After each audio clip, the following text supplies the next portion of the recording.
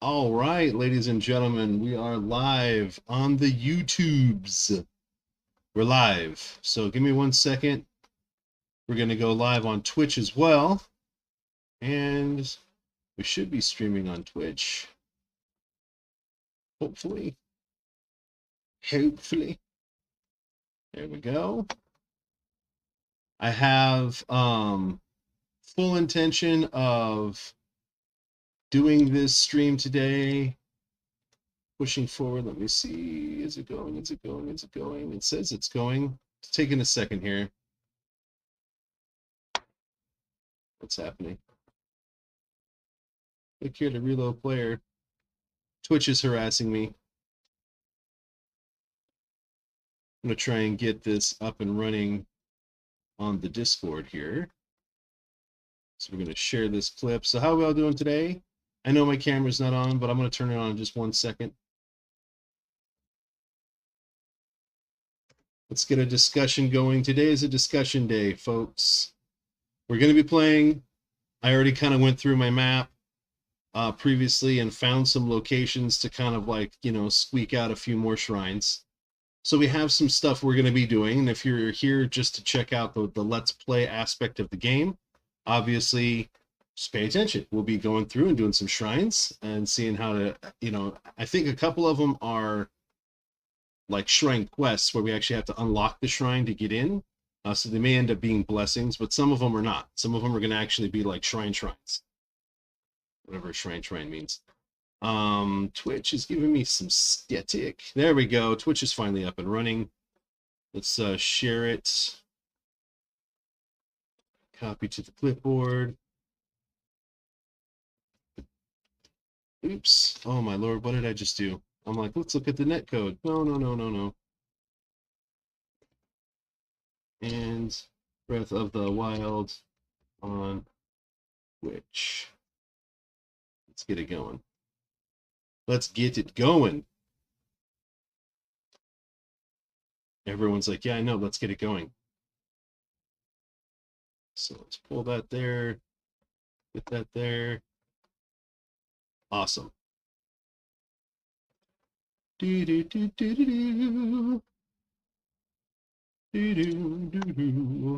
the camera is coming on.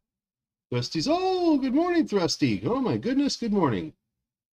Good morning to you, sir.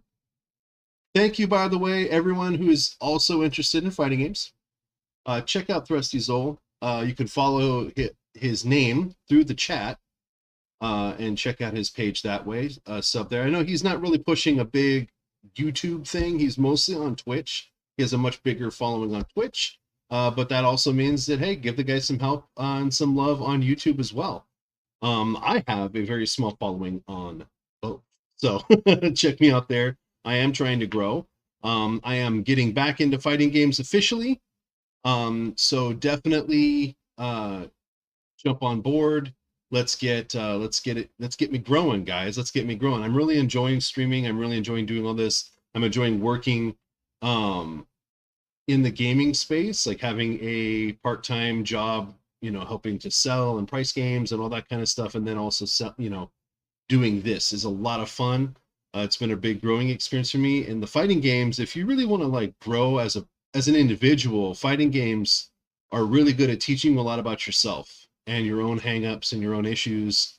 You're being impatient and things like that. And humility, especially if you're normally very good at games, when you go up against other people that are much, much better. Vis-a-vis last night, I went up against some crazy talented fighters last night compared to myself, but I'm learning, and I had a really good time losing. I did take a handful of matches, but they very quickly sorted me out after that, and it was a lot of fun. So Samurai Showdown is my game. I'm a big SNK fan. Check it out. Thrusty's doing his thing. He has a lot of different platforms he plays that on. I play on Switch and Steam. So check us out on that if you're interested in fighting games. Otherwise, today we are mostly just going to be discussing Breath of the Wild.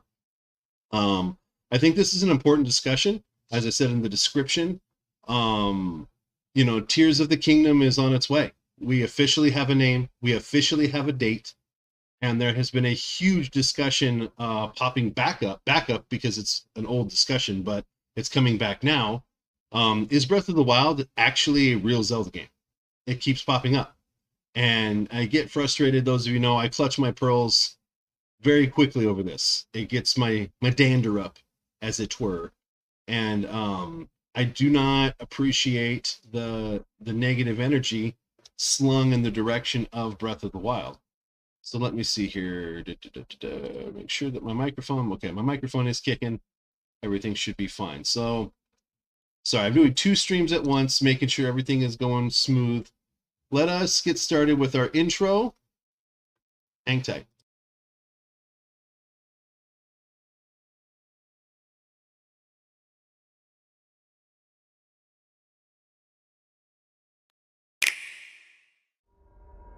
Open your eyes.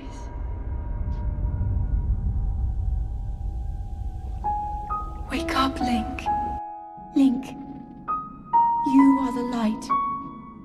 Our light. That must shine upon Hyrule once again. Now go.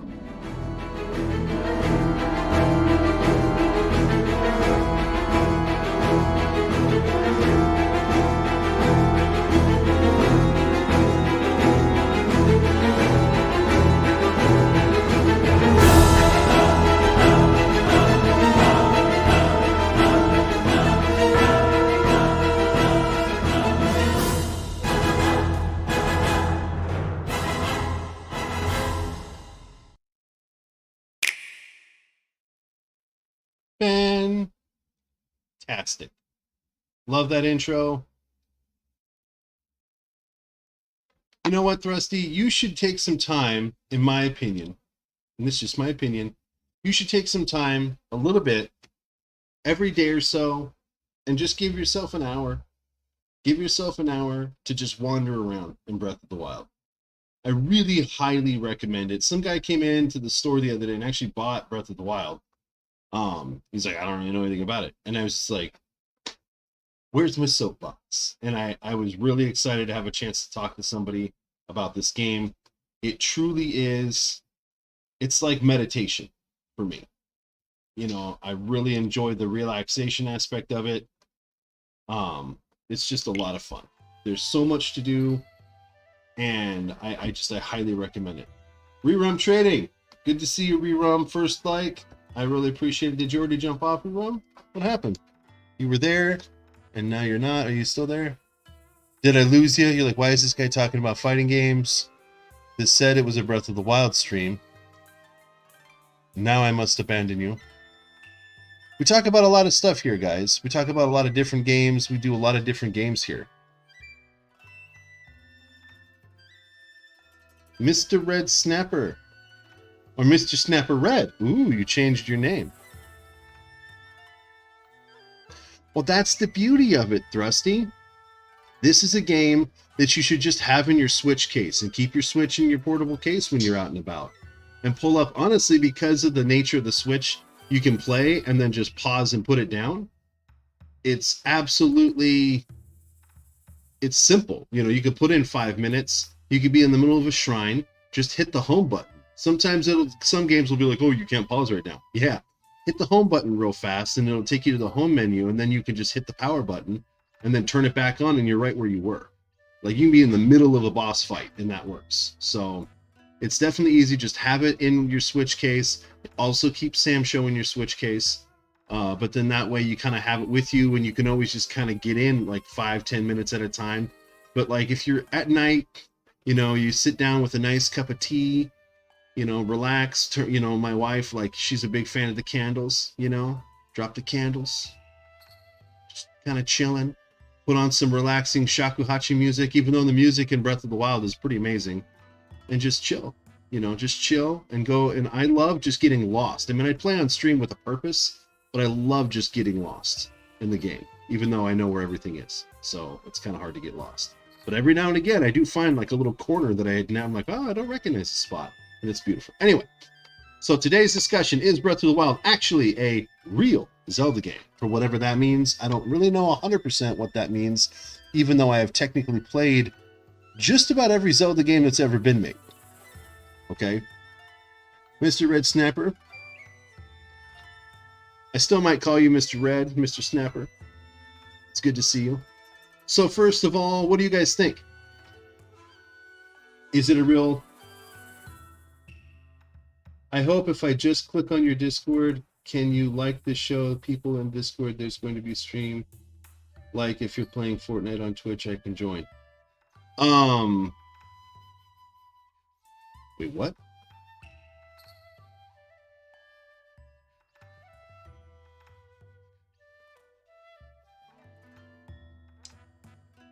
What was your Fortnite name, Mr. Snapper Red?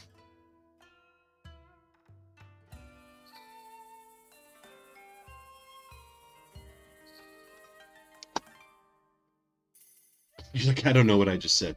You're like, I can't even. You're like, I don't even know what I just typed. Don't worry, take your time typing. This is a discussion. Oh, hey, okay, Chad. Sweet. Okay, so you've been asking me about jumping on and doing a Fortnite stream. I will be doing a Fortnite stream this afternoon. So after the lunch break today, we're doing Breath of the Wild in the morning. We'll be doing a Fortnite stream this afternoon. Before, you know, we get the kids and do dinner and all that kind of stuff. So I will be doing a Fortnite stream after this nice, you know, we're going to do a meaty stream here this morning of Breath of the Wild because I missed it. I have been enjoying playing Ghost of Tsushima. I have been enjoying playing God of War, and I have been missing Breath of the Wild, even though I've played it so many times on stream now, and I'm going to continue to play it on stream, you guys. I will probably be streaming it on Twitch. I'll probably be streaming it on Twitch. And if you guys aren't already a Twitch follower, please follow on Twitch. I don't know. I will consider streaming it on YouTube, but I've been bleeding subs, you guys. And I feel like I can't tell why.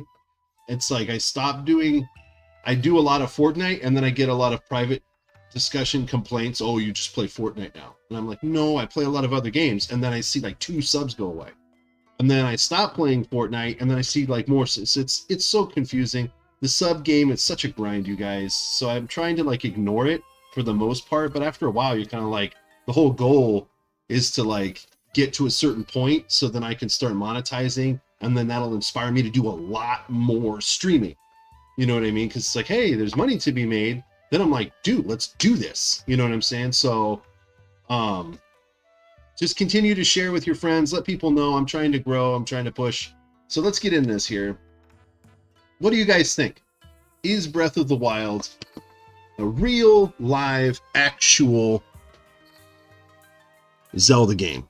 As I'm bumping my microphone, making it sound all crazy. What do you guys think? What do you guys think? Because I think it is. I think it is. And I hear a lot of different complaints about the game. Oh, wow. My brain is in PlayStation mode. Just for the record, it's so funny because in PlayStation mode, you hit this button to activate everything.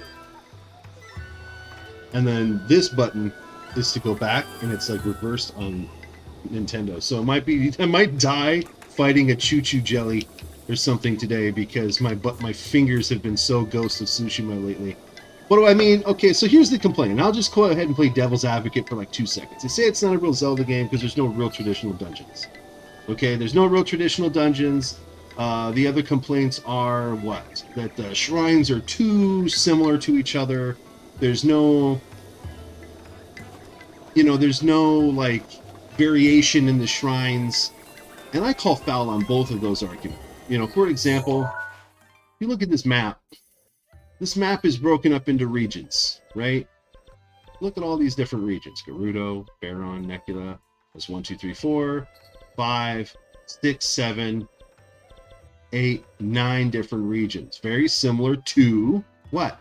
Very similar to the different dungeon regions in every single Zelda game ever made. We're talking Wind Waker, Ocarina of Time, Majora's Mask, Twilight Princess, the original Legend of Zelda. And on top of it, we have what? We have these guys. What are these? 1, 2, 3, 4, 5, 6. I'm going to miss one. 7, 8, 9, 10. Let's cut to the chase at 16. There's 16 towers in this game. Each tower is in a region that you can't really get to. This is so cold over here. It's so cold. It's so cold. If you're over here and you have not already grabbed certain items, certain meals, you will die in the cold before you get there. Same thing with this area here, this tower. If you come over here and you try and get to this tower in Eldon, and you don't have the flame breaker, you don't have the fireproof elixir or the flameproof elixir, you're gonna die. You know what I'm saying? There's a one over here. Where is it? It's in this lake. Which one am I thinking of? It's this one right here. Ridgeland Tower. Okay? You may be able to get to the top of this thing, right? There's like, what? I think 6 electric Lizalfos. There's 3 electric Wizrobes. Okay? And God knows there's like at least 4 to 6 electric Keys that are circling this thing as you're trying to get to the top. If you don't take the time to get yourself some shock shrooms and make yourself, there's things that you have to do before you go to these regions to prevent yourself from getting killed. There's several different ways of getting to Gerudo Tower, right? You can try and climb up it. You better have a grip of stamina. Yeah, that's this one. That's Ridgeland Tower. That's Ridgeland Tower. It feels like 100 unless you have the meal that I always talk about, right? The meal that I always talk about is this meal right here. Right? Electro fish skewer. And then there's the electro mushroom skewer. The electro mushroom skewer is the one you make. You cook 5 of those electro shrooms at the same time. 5 of them. Just take 5. Cook all 5 together. Don't mix anything in. Don't be like, ooh, a little egg might make this nice. Ooh, maybe we should throw in an acorn for flavor. No. 5 electro shrooms. Okay? And you will get 12 minutes, 30 seconds of level 3 electric resistance. Those Wizrobes will be like, boom, trying to blast you with their lightning. It just bounces off. It doesn't do anything. Okay? You won't get hurt at all. You can just walk right to the top. It almost feels like cheating. It almost feels like cheating. And so that is my point, though. That is my point. You feel like, well, it doesn't really feel like cheating, but it kind of feels like cheating. What do I have on? What am I wearing? Oh, so I have I kind of made my own version of a really cool Link outfit, but for the snow, so we can go to the snow today. Let's get started on a shrine, shall we? I feel like we shall. Yes, we shall. So we're gonna jump off of the top of this guy here. Let's travel to this one. So I feel like I'm trying to make this case, to the choir. We're preaching to the choir on this. A lot of you guys get it, and I feel like the people. Do you have that? You feel like ultra instantly? What? What? What do you mean? Is this a language barrier? Is that what's happening here? So if you have that on, you feel like ultra instantly.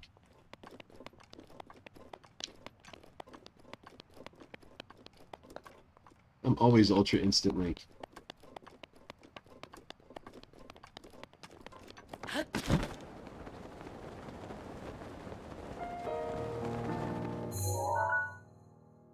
We gotta get around the other side of this thing. It's kind of a pain in the booty cheeks.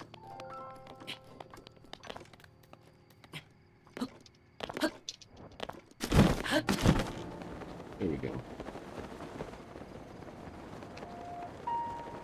It is so nice to have my paraglider back after playing Ghost of Tsushima all week. Yeah, if you eat that food. So if you eat that food, you feel like superpowered. You feel like there's nothing. I mean, that's what all of them are, really. All of the different meals. Here, you know what? Let's just go here real fast. Let's just go here just for funsies. Just for funsies. It's no big deal. I've got time. We've got time. So each one of these regions, it tiers up in difficulty when you get there, okay? So if you follow the path, right, you're on the Great Plateau, you get those 4 shrines that unlock your Sheikah Slate to start off with. You have to do that so that King Rome will give you... Oh, okay, I see what you're saying. I'm like, a cross-reference from another game. Okay. So you're on the Great Plateau, you get the paraglider from King Rome, and now you can get off the Great Plateau. But you don't just go off the Great Plateau and like, oh, I don't know what to do. He tells you what to do. He says, hey, jump off the Great Plateau, which is somewhere. I don't know where it is. I don't know.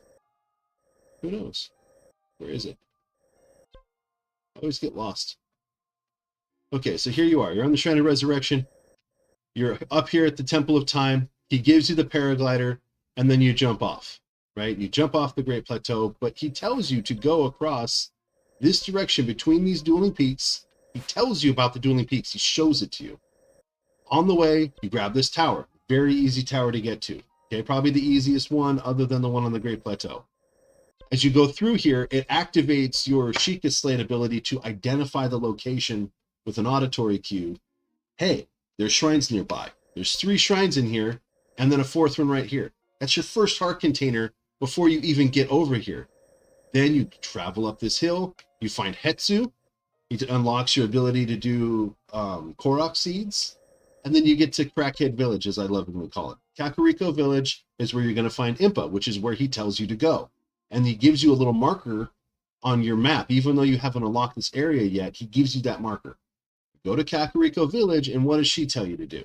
She tells you about the Divine Beasts, and she tells you to go to Hateno Village, to the Ancient Tech Lab at Hateno Village. You go to Hateno Village, and they tell you about the Ancient Tech Lab up here in Akala. And so on this path, you're going through the easiest region of the game, right here. And along the way, you can decide, do I want to do this first Divine Beast? Do I want to unlock some powers, get Mifa's Grace? Do I want to get all these towers? Do I want to unlock all these shrines along the way? You can or you can't. It's totally fine. But then they tell you, you can go back to Impa and start doing all of the Divine Beasts. And as you go on this path, this line around the map, it gets more and more and more difficult. And then when you try and get to these towers, some of them are easy. You can just walk right up. It's not that big a deal. You have to fight Divine Beasts, not Divine Beasts. You have to fight Guardians, or in this case, the one that we're at right now,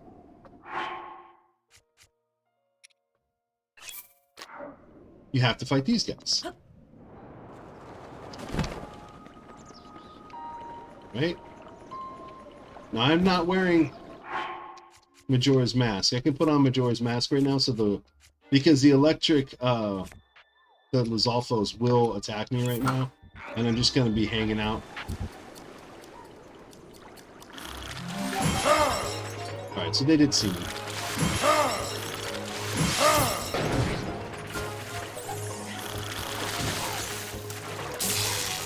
But see that? Look, the electric stuff is not hurting me at all.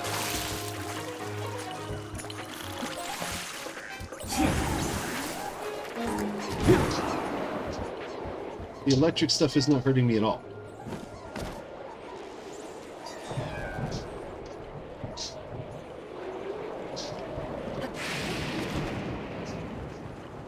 I'm gonna come out here.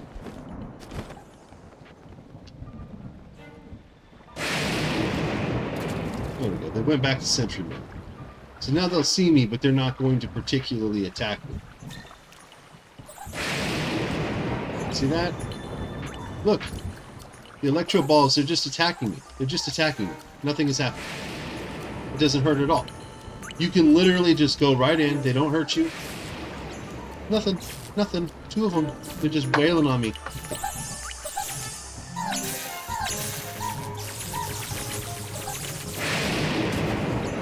Oh wow, the lightning didn't do anything. Okay, the lightning got me. But that's because I'm wearing metal. Obviously, you don't want to be wearing metal. You just remove it, because you don't even need to fight. That was not electrically conductive. Okay? But see, look. The lightning will shock me.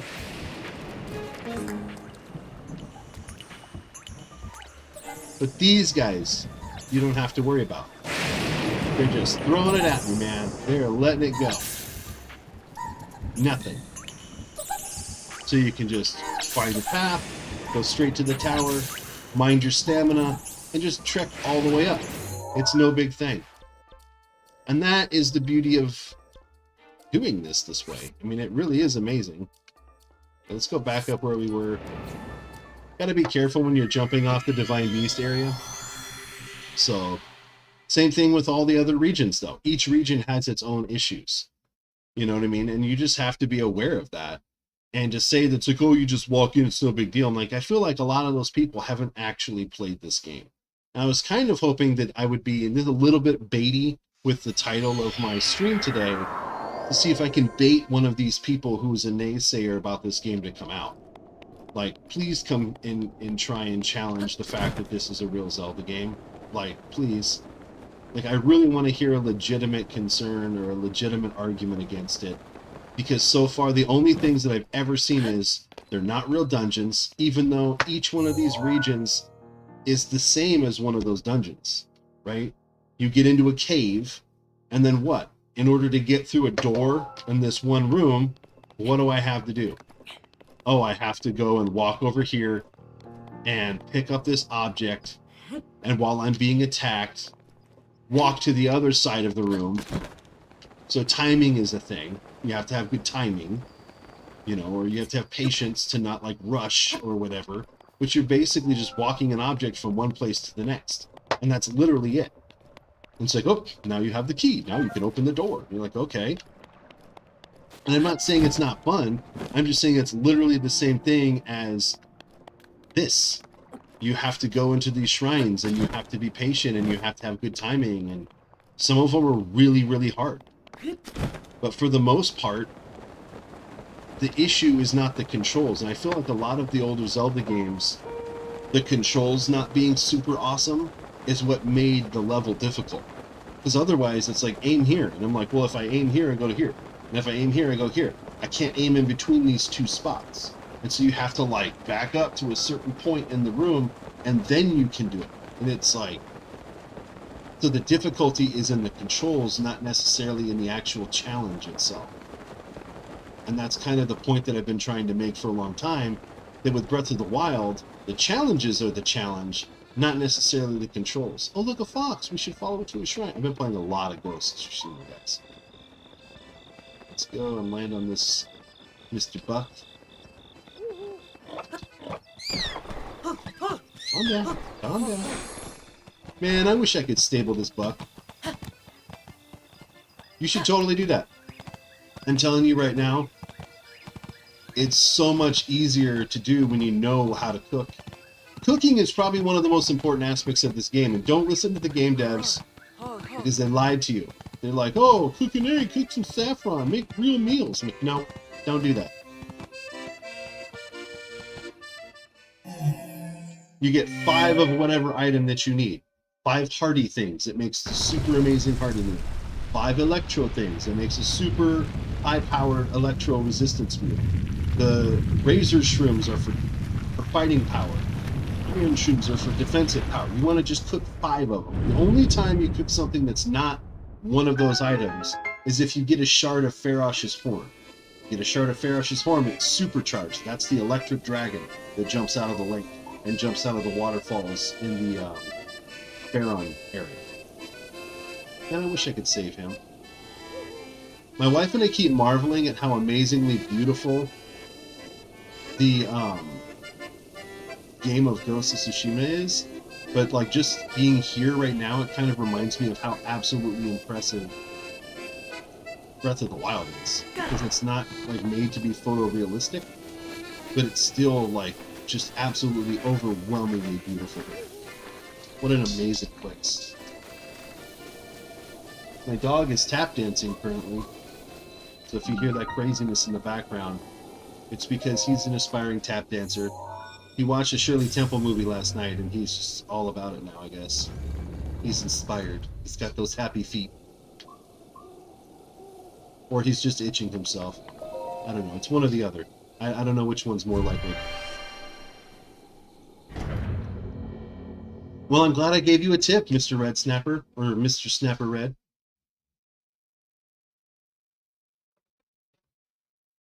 You're not starting on your main account, you're starting on a bot. Awesome.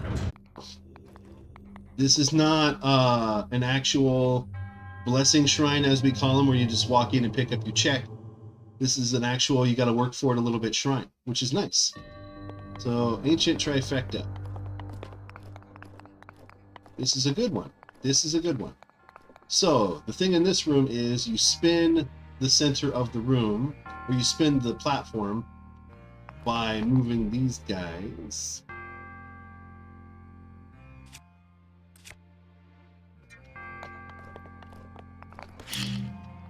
What I'm going to do is I'm going to put this down right here.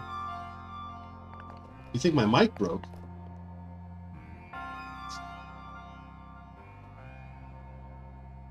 Test.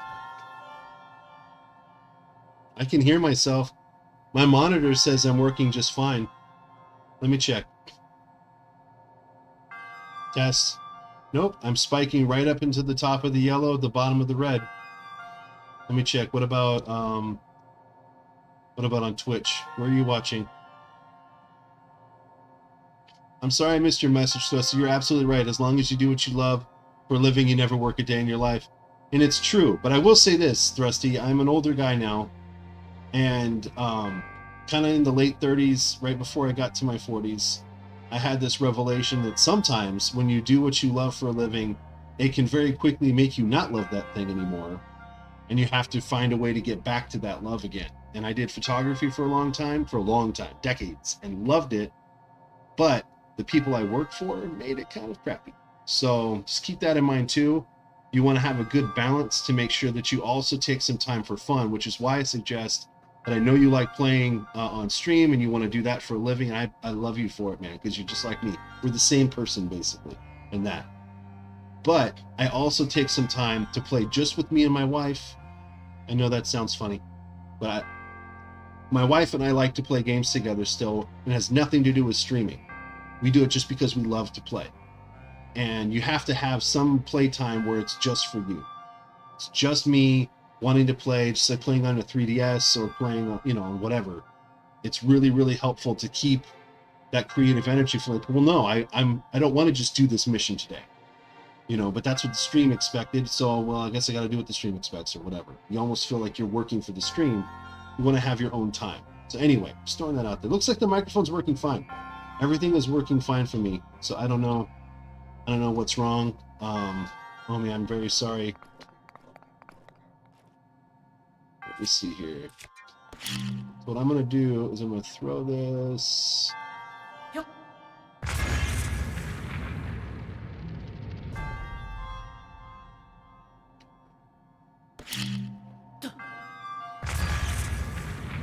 Oh, okay. So this platform is kind of cycling around the room here. Yep. So I'm kind of nailing it with just the edge there.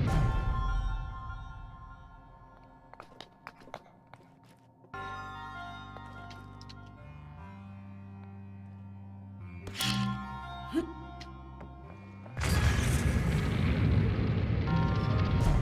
we go. I'm gonna grab this one.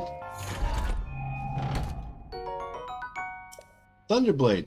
I have really good weapons because I have the amiibo pack. Maybe I will drop those amiibo too, by the way.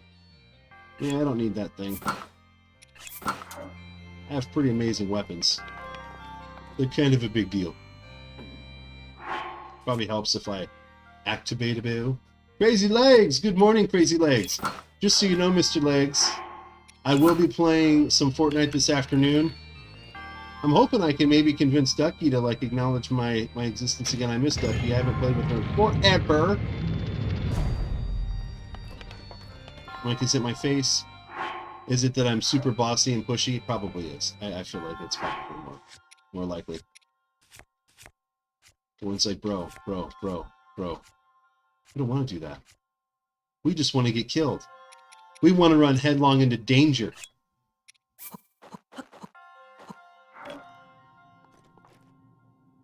Nice, you're starting over, huh?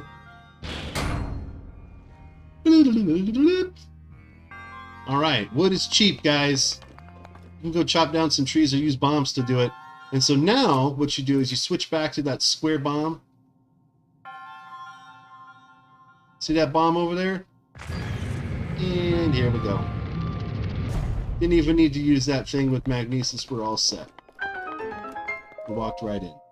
It's a bunch of different ways of solving these puzzles, which is why I say, like, what do you mean? This is too simple. it looks simple because if you watch somebody do a playthrough, they go, do this, go here. But like, if you watched me do this and then you went and did it the same way, like, yes, it's very easy. But if you just showed up in this room and you hadn't already watched a playthrough, you'd be like, what am I supposed to do here? Like, how do I get this thing? Because that laser is going to keep activating the whatever that, I'm like, the thingamajig, the who's and what's it. It's going to keep, popping it with the laser. The kajigger, as they say in Futurama. Is a ducky doing good? I don't know. I keep trying to pop her up. Listen, I know that she was kind of busy. She's had a lot going on. She hasn't been feeling well. She was going to the doctor a little bit. She's been very open about that in the stream chat. And I've been kind of worried about her. I know she's kind of had some stress, and she's been, just not playing as much lately. And so, like, or she keeps odd hours because, her medic, she gets kind of jittery at night and it's hard for her to rest. And so we kind of don't get to play with each other as much as we did. She was a good co-captain, though. She was one of my favorite co-captains. And when I had Ducky, Crazy Legs, and Spitfire in my squad, that was what was up. I mean, we didn't win every single time, but dang it, we made it to top 3 just about every single time. If not, crown, second and third, crown, you know what I mean? Like, we were really killing it for a while. But I know she started playing with some other guys that kind of I stopped playing with because they wanted to talk about, like, inappropriate stuff while I was streaming, even after. I was really polite to them several times, saying, hey, chill out on the language, chill out on the talking about substance use. Kids watch this stream.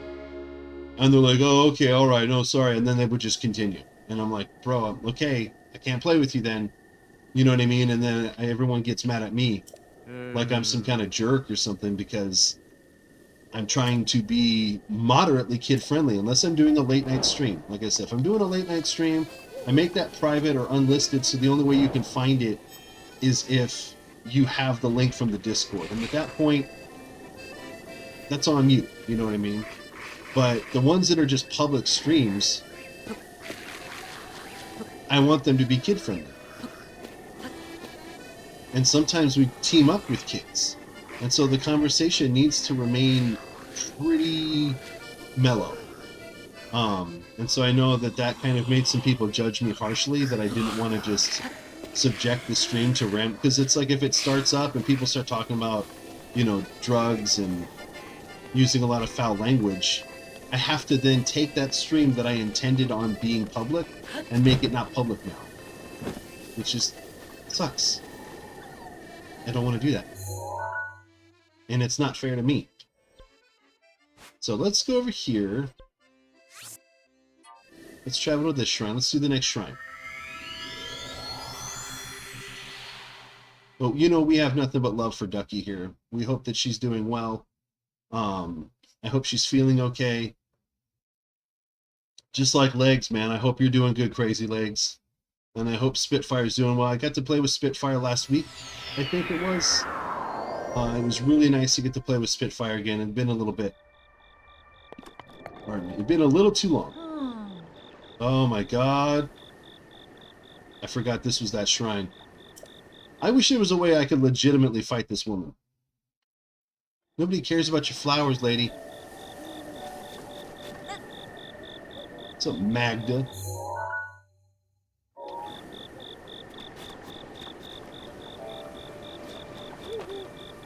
I'm about to get up on this boat. I'm about to launch flame arrows across this river with the flowers.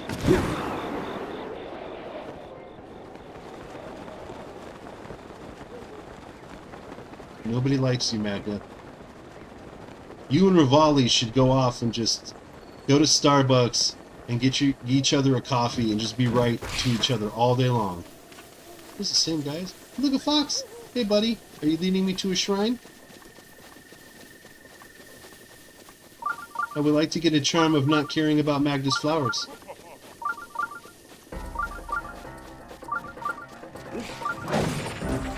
crap. I forgot that that guy sees me. I'm like, oh, I'm fine. I'm wearing my Majora's Mask mask. Whoops. Okay, so apparently it'd been a minute. I kind of forgot how that worked. Alright, let's go. Let's go get... What cap was I wearing? I think I wear the cap of Twilight with this outfit.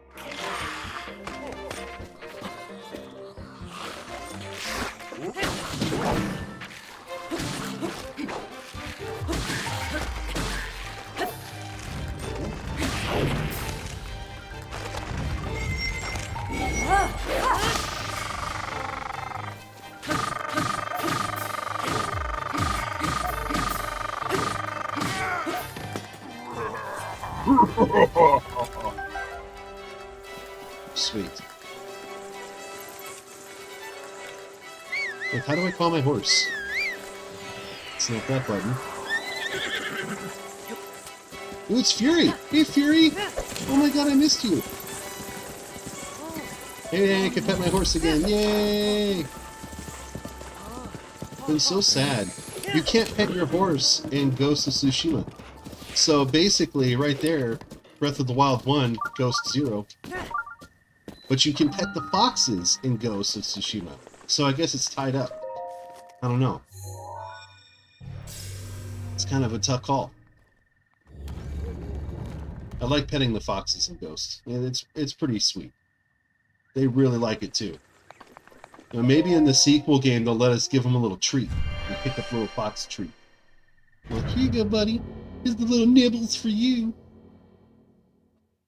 I remember the first time I did, my wife was like playing, and she was like, she did one of the fox shrines, and it's like, you honor the shrine, and then the fox gives you like, oh, little thing, you can get another charm soon. And then I'm like, hold on. I like freaked out.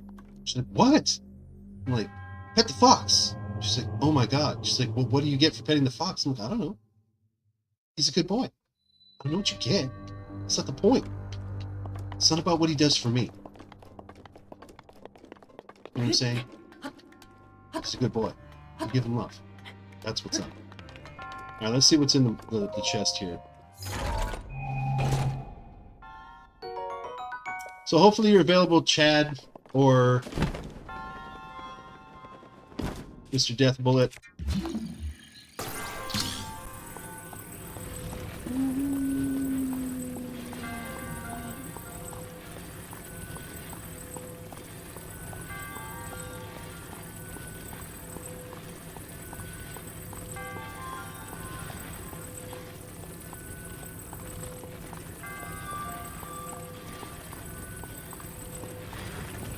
Oh my lord, I messed that up big time.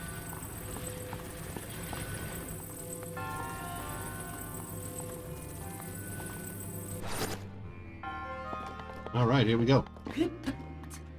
Again, when you do this, if you don't have the technique sorted out, it can be very, very difficult. Like, how do I do this? How do you do it?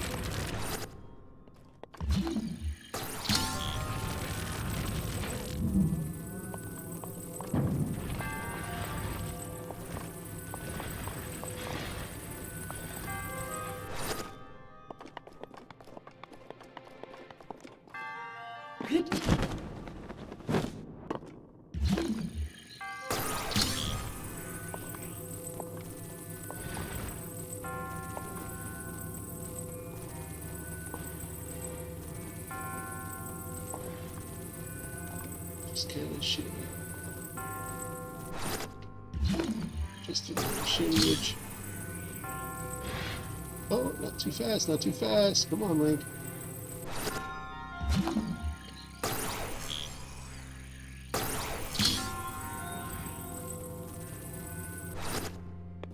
Right.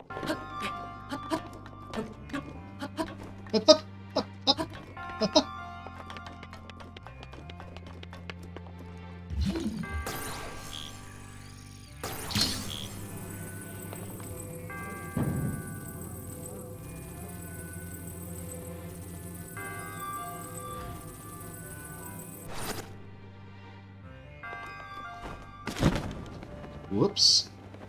That's not how you run in this game. My bad. It is so trippy going from one game to the next. It is so trippy.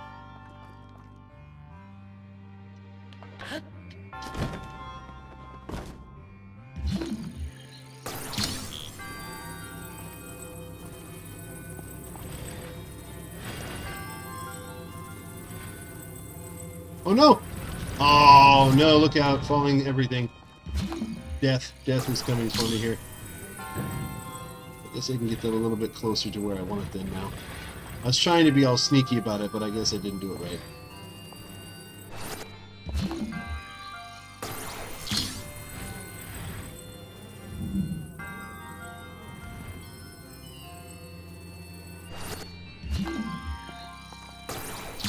Slow crawl.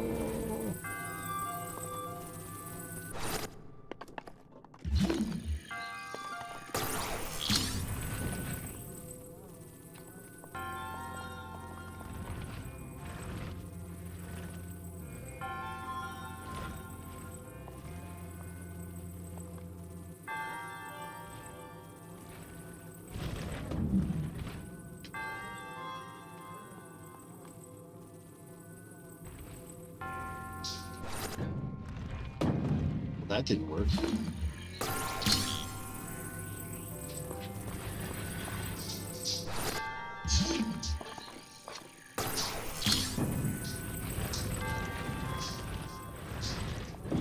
Ugh.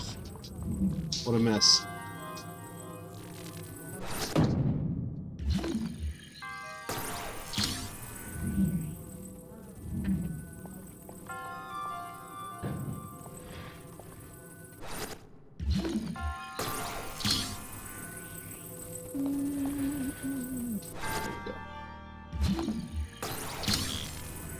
All the way up.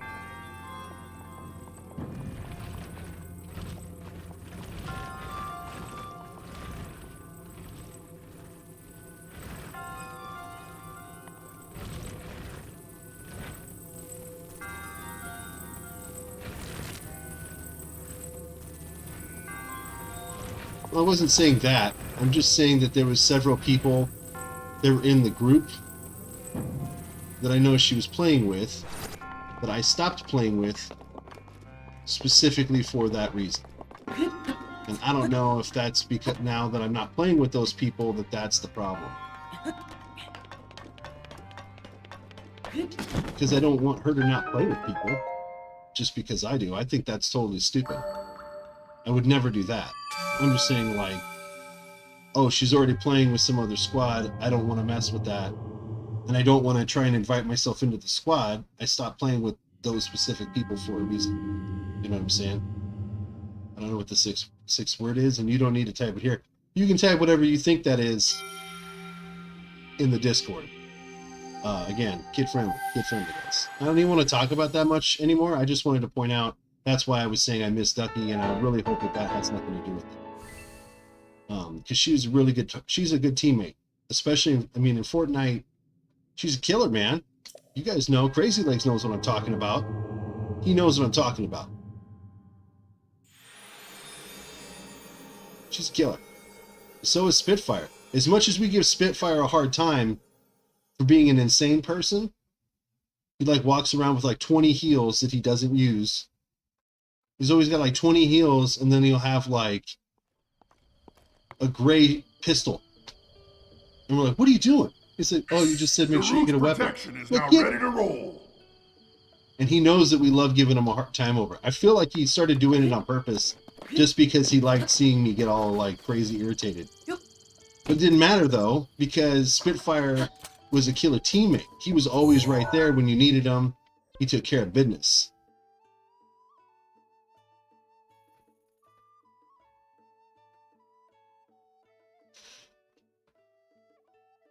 Yeah, the Doom music.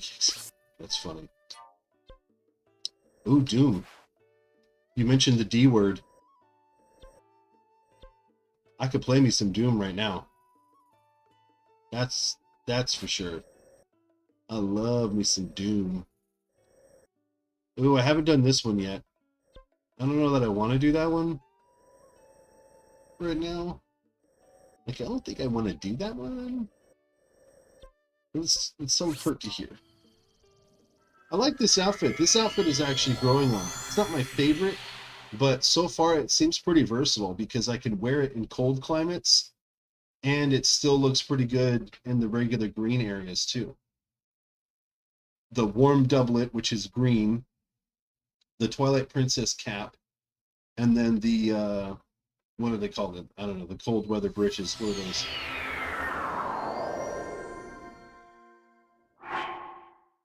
Yeah, I'm like not freezing to death at all right now, so I'm able to go snow quill trousers, the warm doublet, and the Twilight Princess cap. It seems like a pretty versatile outfit here. Oh wow, there's that shrine. Okay.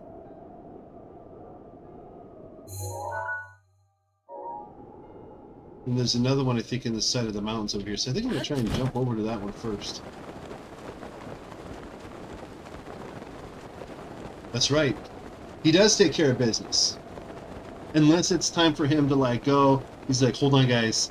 It's like, what was it? The one, there's like, I think I have 2 video clips of him that I made where it was like, we were playing duos, Spitty and me, and it was literally down to like 2v2 or 1v1.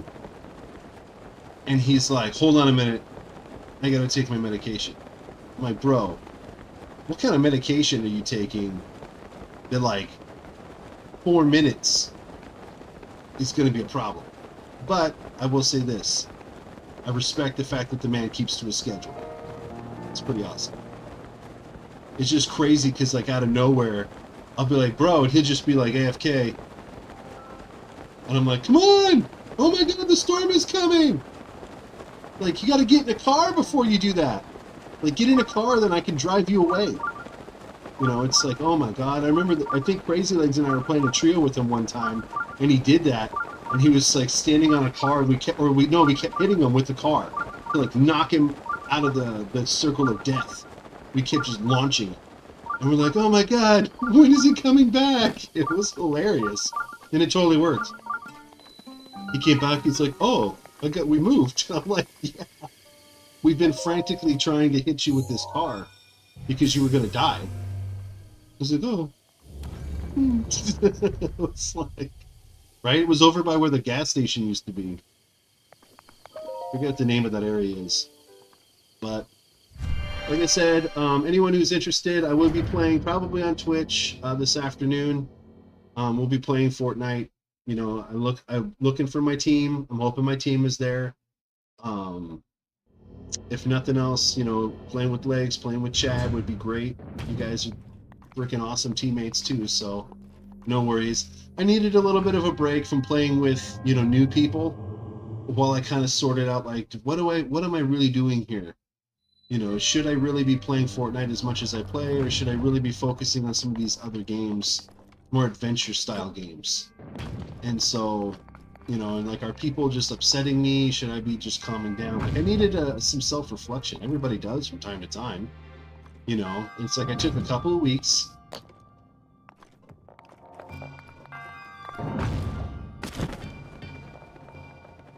But some people didn't like that, man. Some people didn't like that I took a little bit of time.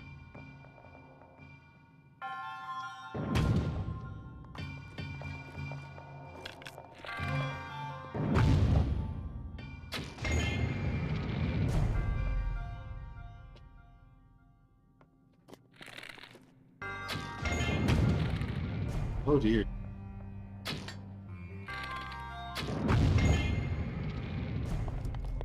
That didn't go well.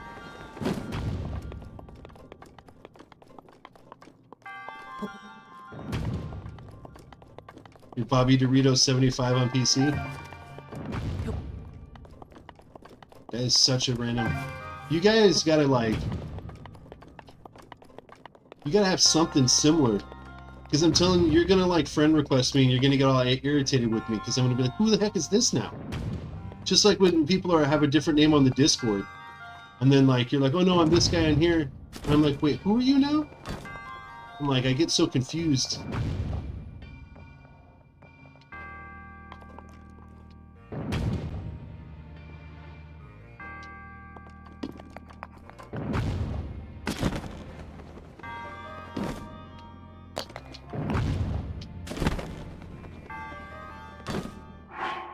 Let's do a flame arrow. Keep it simple. Just set them ablaze. You like to play on PS5? Cool, cool. Play on PS5. Just make your name be the same thing on everything, and I'll totally. Then I'll never be confused as to who you are. I always like to have the same name pop up, so that's why I'm like, I'm 1UPdaddy on everything. So then that way it's super easy. You're like, you always know who you're talking to. It's never any confusion. It's Hey Chad.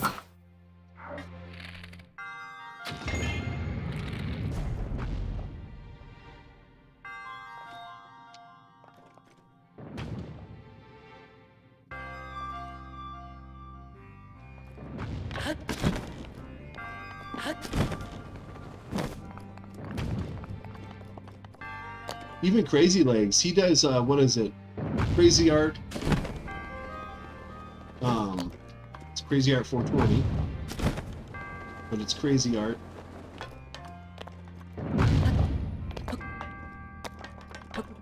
Well, can I not just climb up there? Didn't realize that was going to be the problem.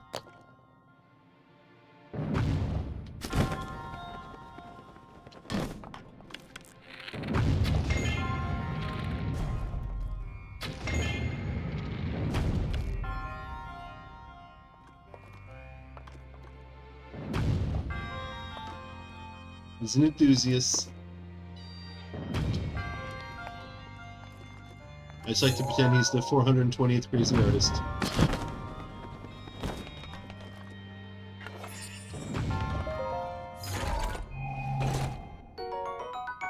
Another Thunderblade. I did all that for another Thunderblade, which I don't need because I have the Great Thunder Sword or whatever that thing is. What is it? The Great Thunderblade. So that was a waste of time. If you already have good weapons, it's a total waste of time. There we go. Also kind of showing you guys what you get for some of these shrines, because a lot of them, you know, yeah, it's better if you keep it nice and simple. 1UPdaddy on Twitch, 1UPdaddy on YouTube, 1UPdaddy in the Discord servers. The only one that's kind of trippy is the Instagrams, because Instagram makes me... Oh, Crazy Art 420 on all platforms. Instagram makes me not have a numeral. You can't have a numeral as the first letter of your name. And so I had to call it ONE UPdaddy instead of 1UPdaddy. This game is bad, so yes, it is a Zelda game. Oh, Smile. You coming in and you just triggering. Smile64 came in with the triggers. You're like, let's just trigger it. This game is bad. Why is this game bad? I'm going to objectively listen to why you think this game is bad. I'm willing to hear you out as to why you think this is a bad game. You think you can't watch on Twitch, Snapper? Well, you might not be able to download the Twitch app, but you probably, I mean, I don't know if you're allowed to or not. I'm not trying to say that. But you can get access to the Twitch streams just through a web browser. Actual answer, is it more of a Zelda game when you enter a dungeon? And what is a dungeon? Did you know that the vast majority of dungeons in Zelda games, which I have all of them, they're not called dungeons.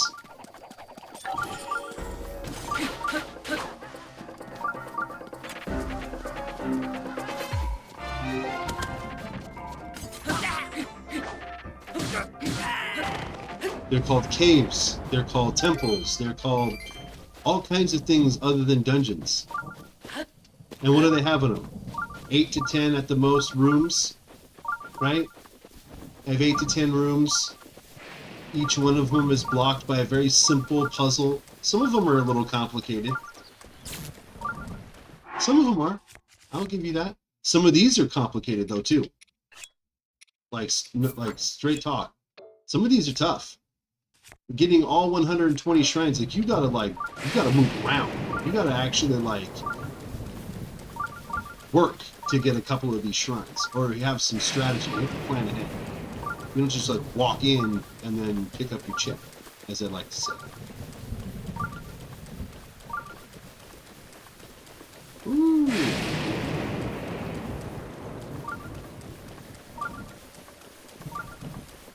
Yeah, I want these guys to mess with me for this moment. I'm gonna wear my mask. But that's the one that I want to do there.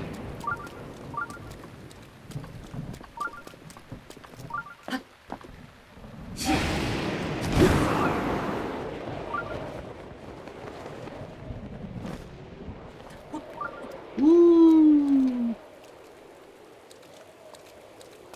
So that's where the shrine is, I think. I think it's right there on the wall.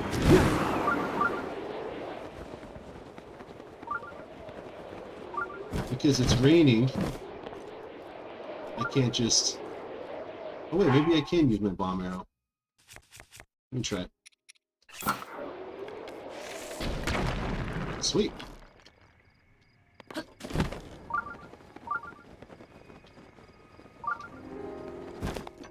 we go.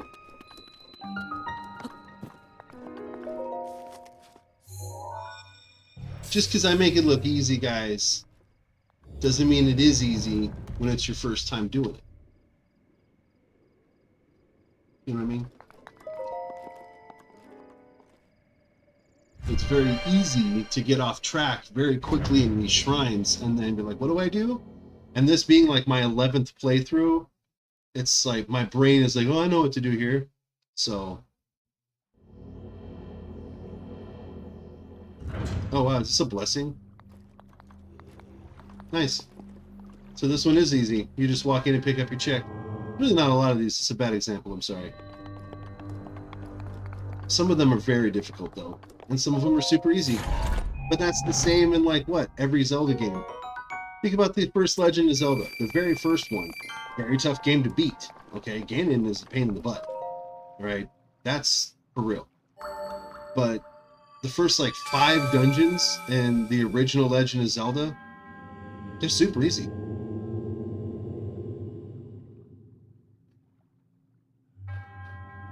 Oh, really? See, I have ages, not seasons. We should share code. I like Ocarina of Time on the 3DS, not on the N64 or the Switch. And only because the reason that Ocarina of Time has difficulty issues on the Switch or on the N64, it's because of the controller. That's it.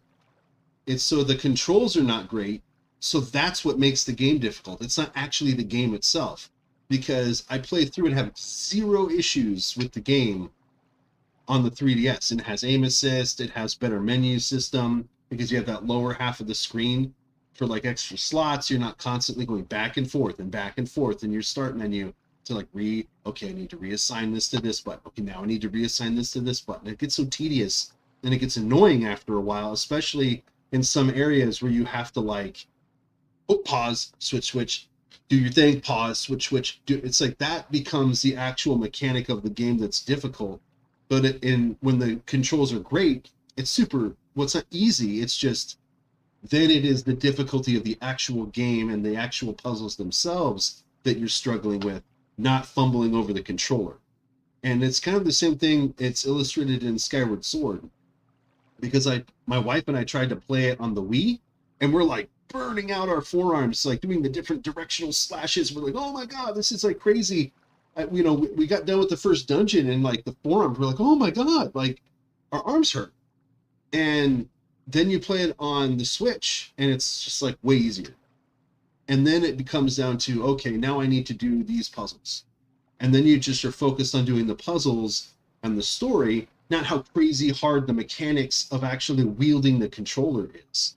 So it's one of those things. I'm like, I don't necessarily think that, if there's a lot of snobs out there though, they're like, unless you're playing on original hardware, you're not really playing the game. And I'm like, okay, buddy. But I really feel like a lot of the complaints that people have about this game are people that have never played it past, really much past the Great Plateau, which is the tutorial area of the game. So like you've got past the tutorial, you did one shrine in one tower. You know, this is so easy. It's just like the other shrines. I'm like, you really didn't explore much, because they tier up in difficulty as you go through the game. Some of them are ridiculously difficult. Like, especially the ones where you do have to use the controller, the gyro, to like move the balls around and like get them. It's like a legit puzzle that kicks most people in the butt. And I've had people on stream that are like, well, this game's too easy, but then I'll get to one of those gyro rooms like, oh yeah, this one took me forever. You're like, oh yeah, no kidding. It was a tough one. So let me see here.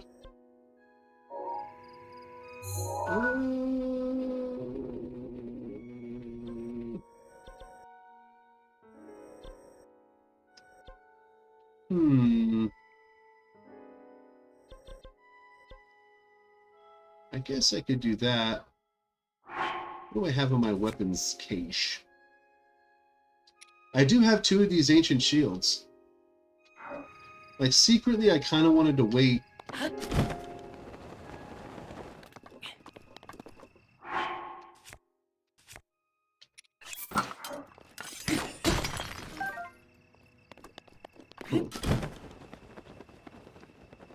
Whoa.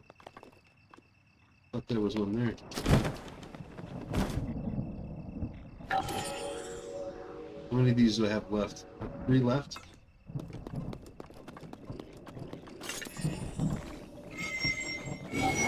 And let's slap these guys.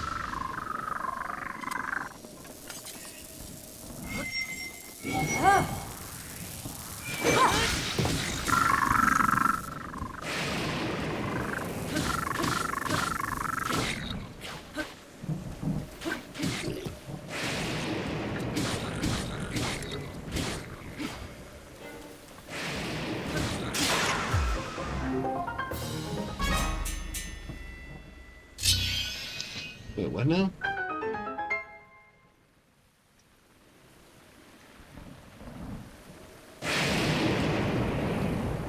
Oh, you're on Twitch. That's what we're talking about here.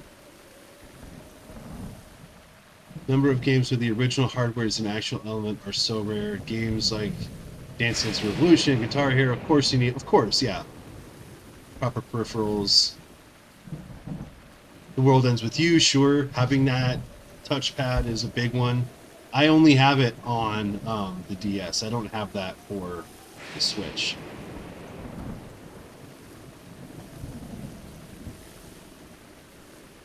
Right. And so, like, basically it was just like analog stick.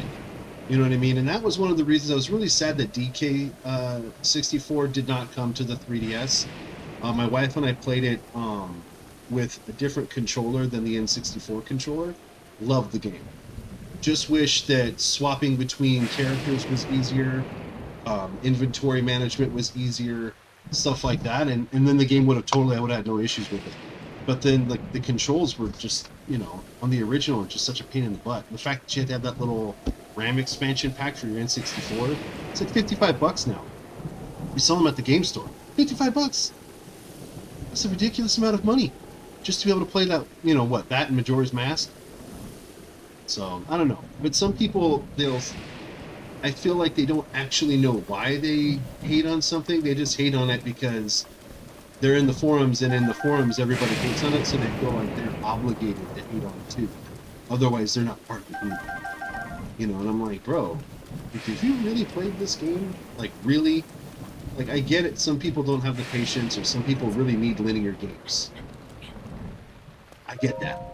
Some people really want linear games. They want to be told, okay, now you need to go straight to this place. God bless you. Open world games are just not for you. And then I'll say, like, well, open world games aren't for you. And they get all, like, mad at me that I said that. Like, that's not the point. I'm like, well, it kind of really sounds like the point, right? It really sounds like the point. Because they don't know what to do. I was just wandering around and didn't know what to do. But that is the point of this game. You're just out in the wild. And if you walk for long enough, you'll find what you're looking for. Got an Xbox. See, there you go.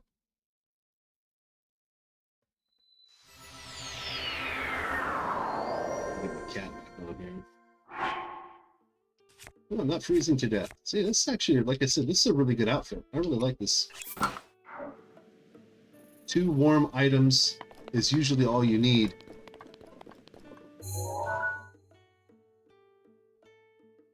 Alright, I'm gonna walk straight across here. So I don't even need to eat a meal to keep myself warm. If you have the right outfit. And so that's the other part of it too. It's not just walk up to the next shrine. You have to have some forethought, you have to have some planning. You really truly do. You know what, I'm gonna swap this out. Let me...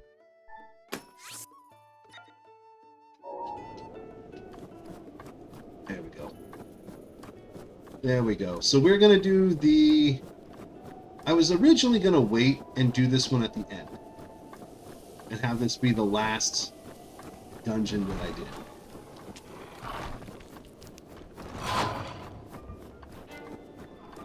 But I think...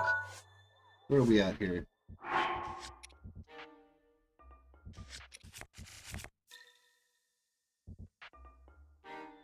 Four, so...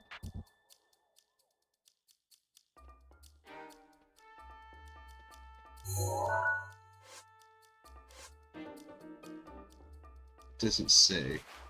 I'm not about to count all these dots to see how many I have left.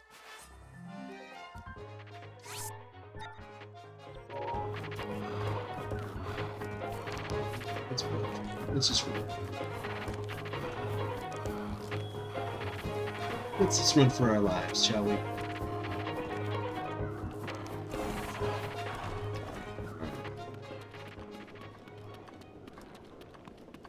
Done pretty well. I feel like we're getting pretty close to the end here. And again, I do all 120 shrines when I do my playthroughs.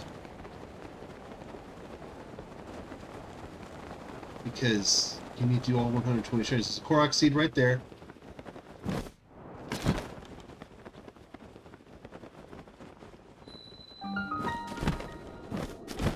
Forgotten Temple. And so we are going to make sure that we have our shield activated. Now I wanted to show this off to you guys. That is exactly it. Zelda was always meant to be, Miyamoto always said he meant for this game to be open world. The original Zelda was open world.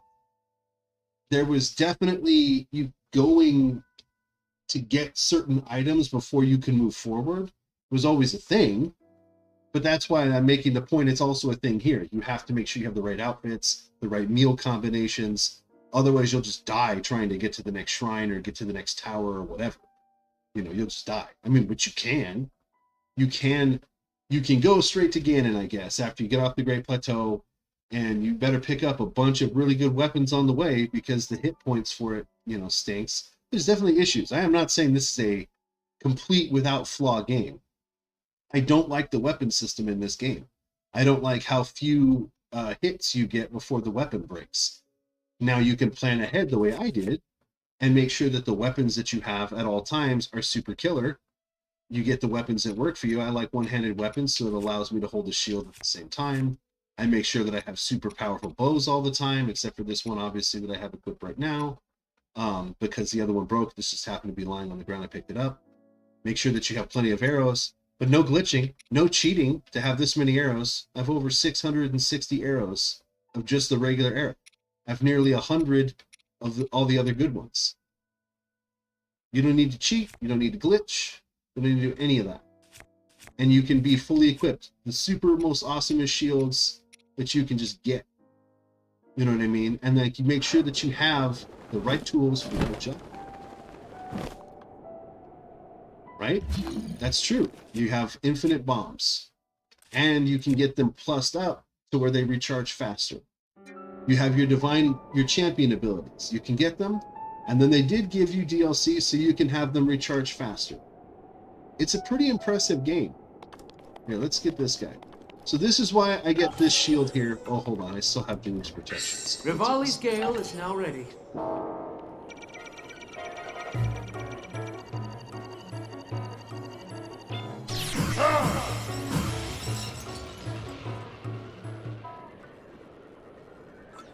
Okay, so those guys are all dead.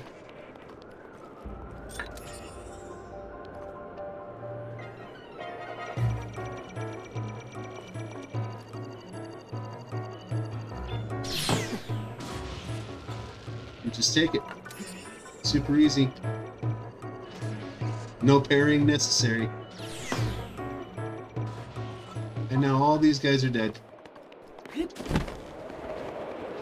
Easy, easy.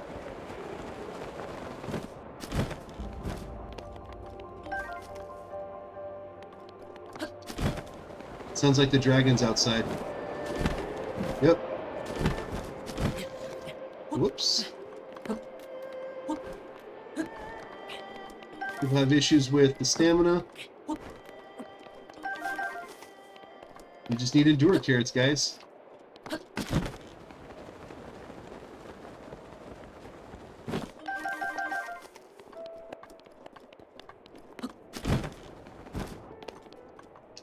Get the endure carrots like I do, and you can have up to 5 full stamina wheels.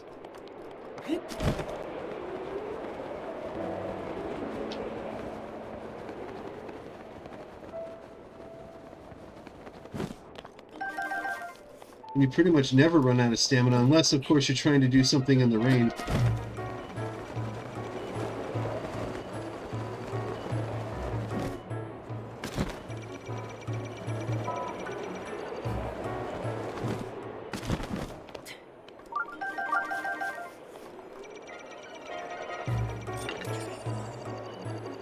No parrying necessary. The big pussycat.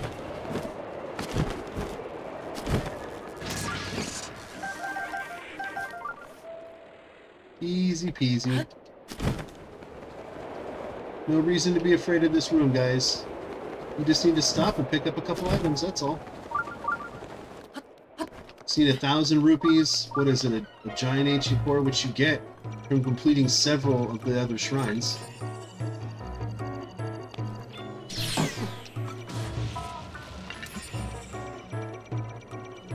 This one shield should get me through the room.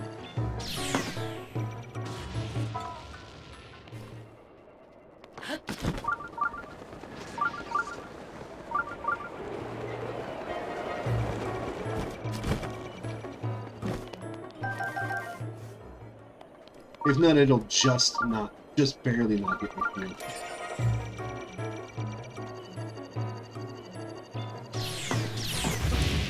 Oh, my shield broke. Okay, so it barely didn't get me through the room. But see, just doing the shrines, not glitching stuff, look. I still have 2 more giant ancient cores and 12 regular ancient cores, so I could go back and replace that shield very quickly.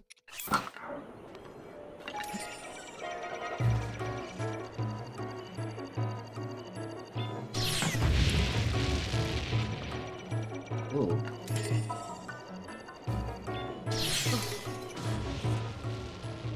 That was weird.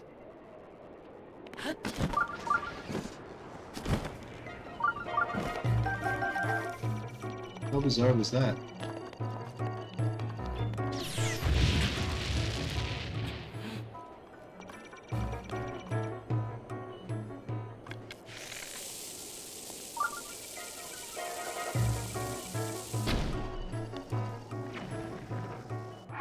Hold on.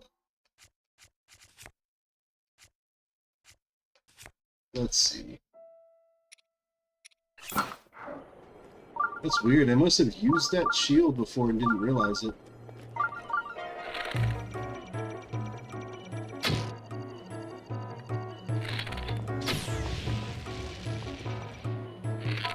How high do I have to aim?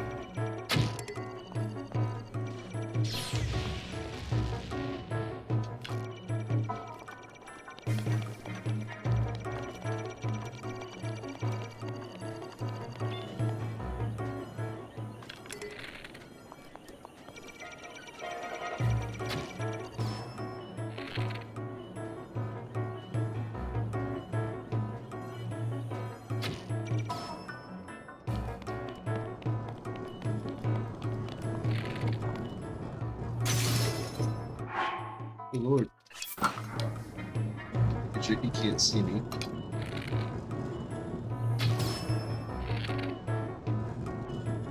Could hit this guy with an ancient arrow.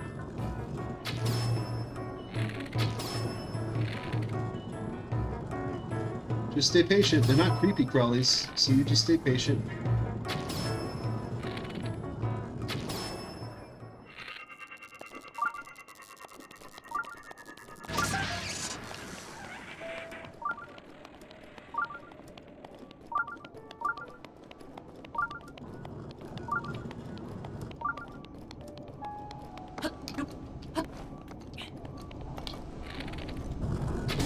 Hey, we're right here.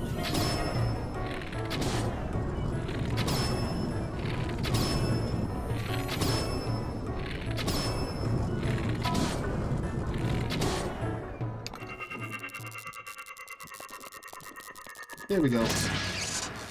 Don't need to panic. It's okay. We killed them all.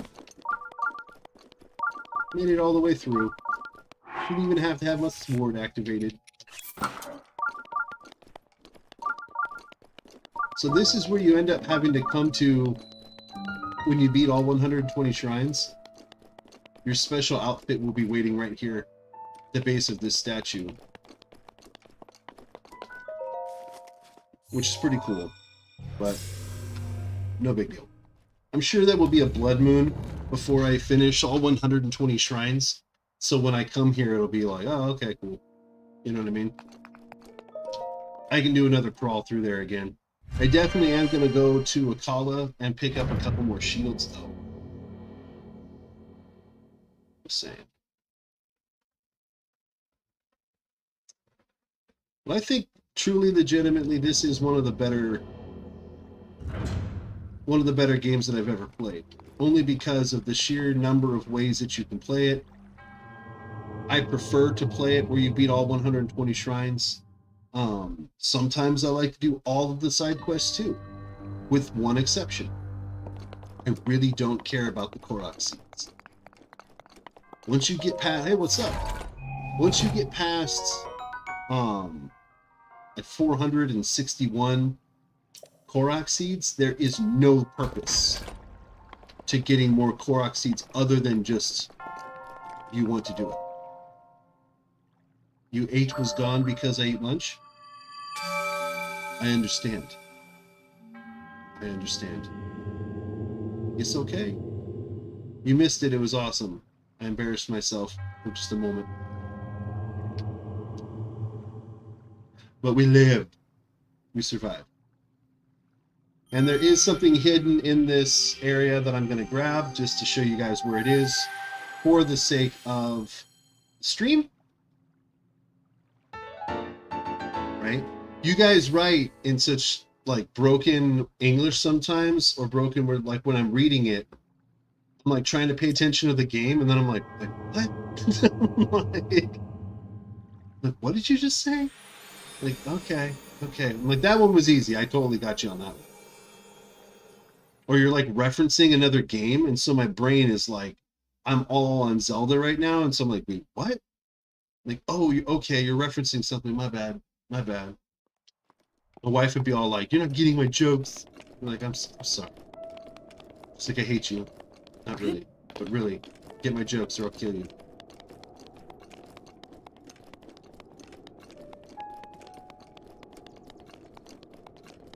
Alright, here we go. So there is a hidden... I think it's a chest down here. Let's search this guy. Looks like there's a search, okay.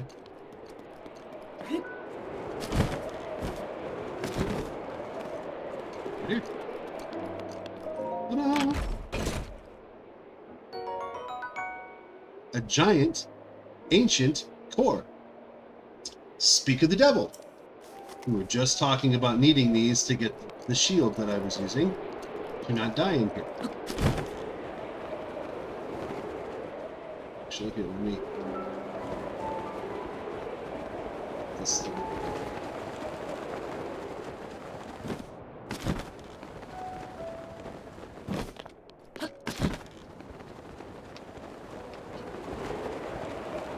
Ride the wind. Ride like the wind. Urbosa's fury is ready. Urbosa's fury.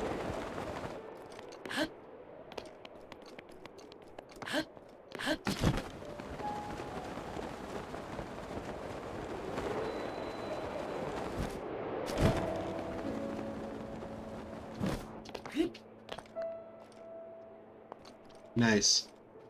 That's right, big flappy hat. So, with Animal Crossing, I am not a fan of Animal Crossing. Mostly because I don't like people messing with my stuff. I want my island to look the way I want it to look. I want my area to look the way I want my area to look. Every time I come back, and I play on the 3DS, my wife and kids play on the Switch. And then I played on Wild World before I played on the 3DS. I don't like people just show up at your house. I'm like, you weren't invited here. What are you doing here? I'm in the middle of something. You know what I mean? Like, I wanted to play with my Wii U because I like to play that little mini game or whatever on the Wii U. And I like having my house decorated the way I want my house decorated. I need you to judge me. And so my son, playing on the Switch, he actually discovered that you can kick people out of your house in a very passive-aggressive way. So this is a fun tip for Animal Crossing players if you were like me and you don't like people coming in your house. Okay, he literally just mobbed him. He just like had his guy, he was like pushing, and the guy was slowly backing, like he kept pushing him and he backed the guy into the door. And the guy's like, oh, I guess I'll be going now. And then he left. And I was literally, I'm like the light bulb went on. I'm like, I'm not actually able to play this game. But for the most part, I'm kind of evil when I'm playing Animal Crossing and like there's new people on the island. I immediately like start digging little holes around them to trap them in one spot. And I'm just like, okay, cool. You stay right there. And then I make sure that I never write them. I never talk to them. And then they get all like, I'm leaving. And I'm like, finally. So I'm definitely not Animal Crossing friendly. I'm definitely like stranded on my own deserted island kind of personality for sure. So there's that. Anyway, people are like, wow, dude, you got problems. Like, yeah, maybe. I don't know. My psychiatrist was like, hey, yeah, you got problems, but, you know, it's justified-ish. So, you know. Why did Anakin cross the road? I don't know. Why did Anakin cross the road?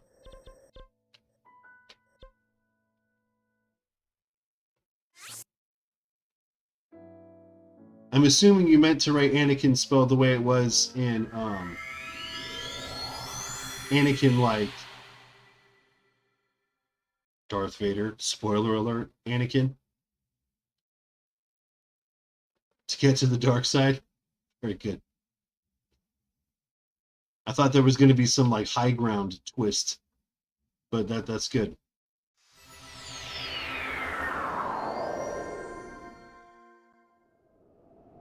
He's got little pink cheeks. Look, he's all flush. Who's brisk?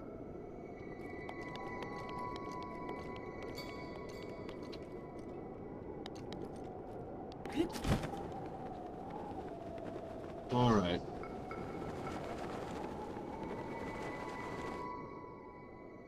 Ugh. I didn't drop far enough. I need to make that salmon millionaire or whatever. I don't speak French, guys. Come on. Give me a break.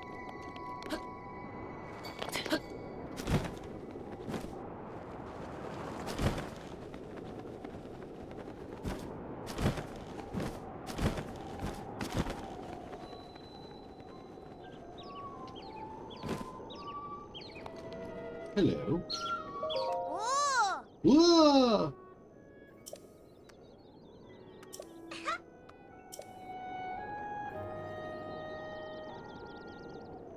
Right?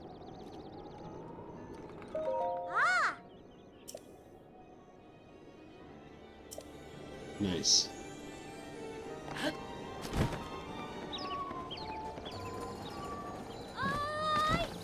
He's like, oi!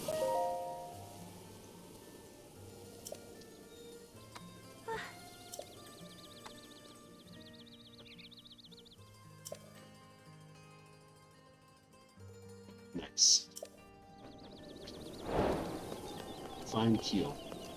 Was that who I just talked to?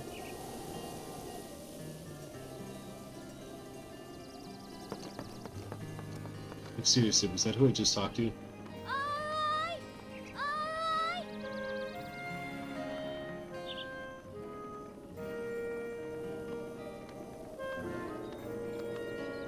Let me see.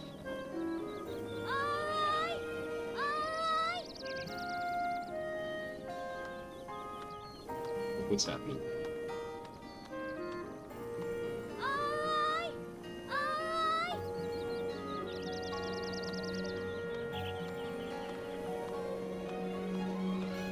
Come on. Did it take that long to get down here? Oh, that was nuts. Okay. That was nuts.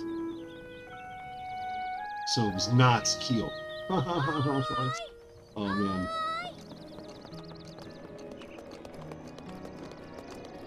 Alright. Let's see.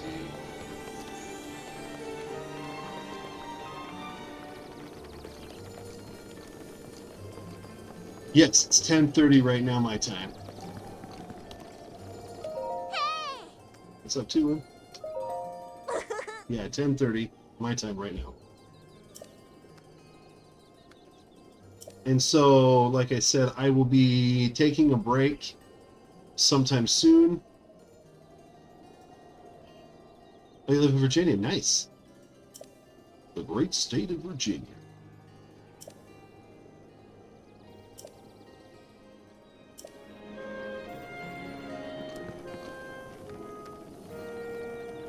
What's up, TV?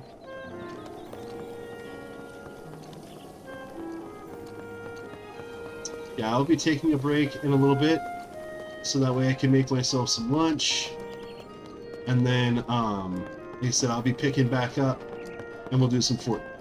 Because I did Ghost of Tsushima like all week last week. I just kept playing through, so.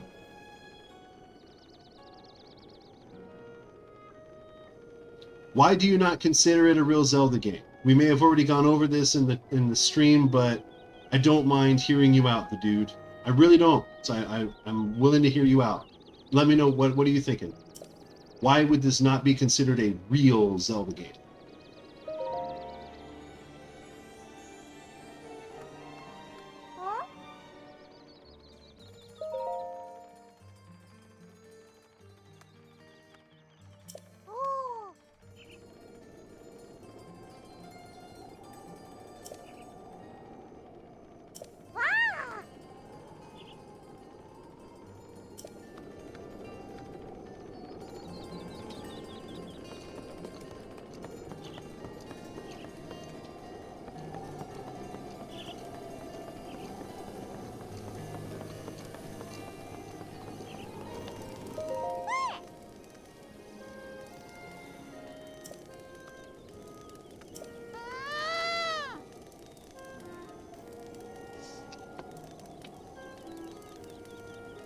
Let's see, am I still streaming on?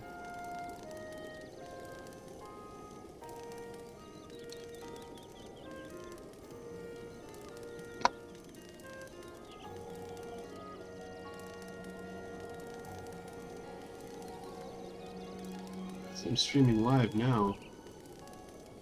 There we go. I'm like, it wasn't. I wanted to check, but it's like it said I wasn't it wasn't playing my stream for Twitch.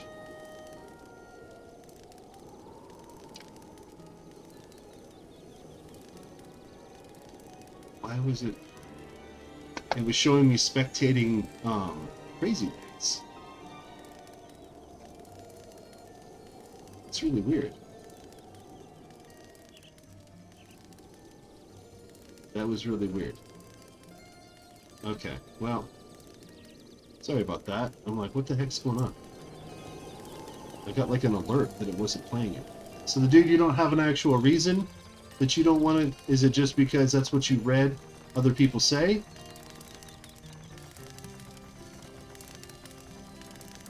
Am I calling you out? I'm calling you. This is one of those conversations. I want real reasons, not just like, well, I feel like it's not because everyone in the chat forums, they say it's not. Like, feel like that's not really, how do you say, a valid rezone. There's some of that Tabantha wheat and a hearty salmon. Do I have goat butter? Where do I get goat butter? Do they have it at the local store here? There we go.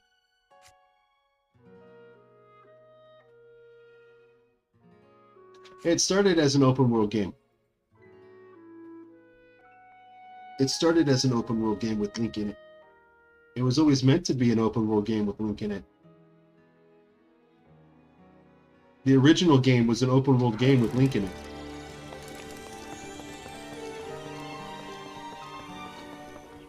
In fact, one might say this is the most Zelda of all the Zelda games.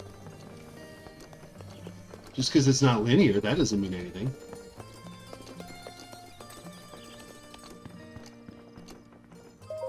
It's kind of hard to say, like, the one that put Zelda on the map, which was the original Legend of Zelda, which I was there. You know, I'm old enough because I was playing games before the NES even came out. I remember when Legend of Zelda came out, and I remember how much of a breakthrough game that was, and it was the fact that it was so open, and that there was wandering and exploration involved, and that the dungeons were accessible early. You could do this dungeon before this dungeon, but they tiered up. And there was great difficulty in skipping, but you could do certain dungeons first.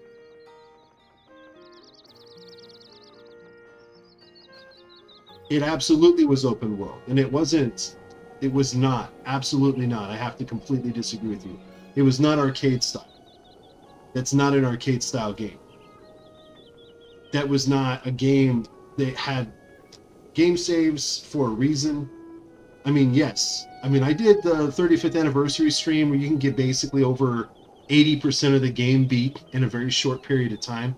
Arcade style games means that it's designed for you to die and then throw in a coin to keep playing, like Gradius, Paperboy, you know, games like that. Those are arcade style games. Legend of Zelda was breakthrough because it was one of the first battery save games where it was designed as an adventure game with an open world. You could explore around, you had to solve puzzles to get to different areas, you had to get specific items to be able to successfully complete tasks in different places, and then you also needed them to complete an item from point A to solve a puzzle or open a door at point B. It's definitely not arcade style game. I'm just going to take one of these goat butters.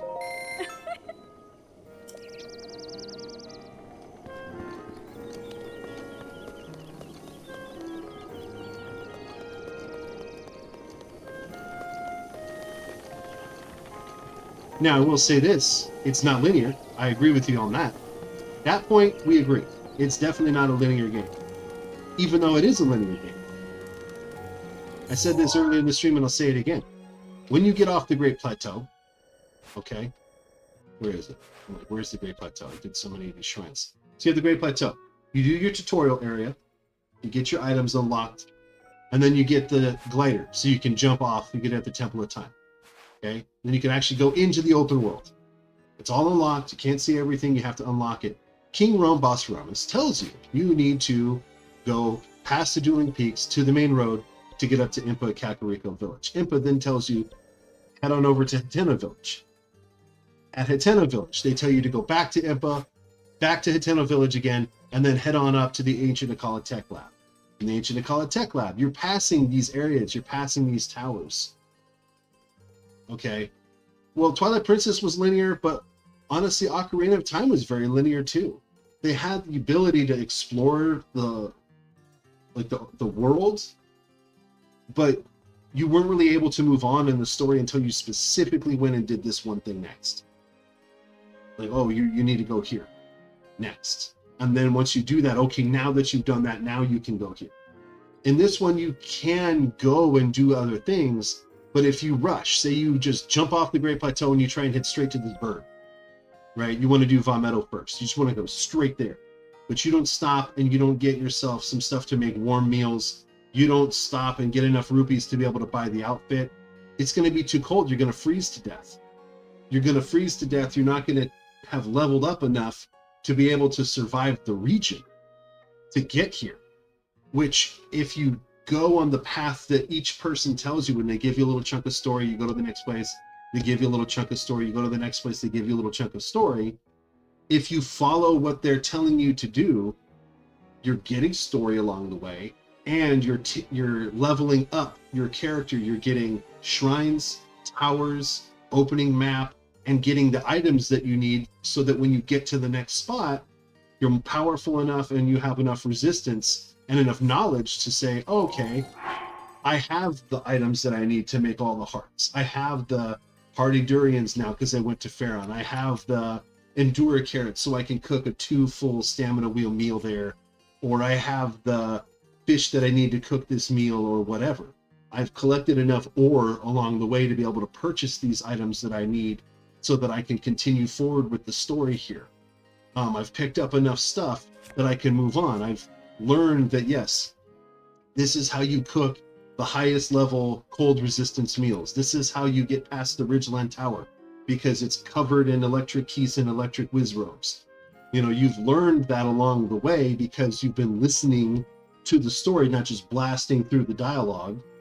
They say when you get to these places, hey, you need this. Because if you go to the Akala Tech Lab outside of Eldon, on your way, somebody gives you the Flamebreaker elixir or the Fireproof elixir, and that is your cue that, okay, you need to have these special elixirs that are leveled up high enough to survive these places, right? And so then you know, okay, then I need to get my electric shrooms, right? You need to have 5 zap shrooms in order to have 12 minutes and 30 seconds of full level 3 electrical resistance, right? You know that by getting, when you get there.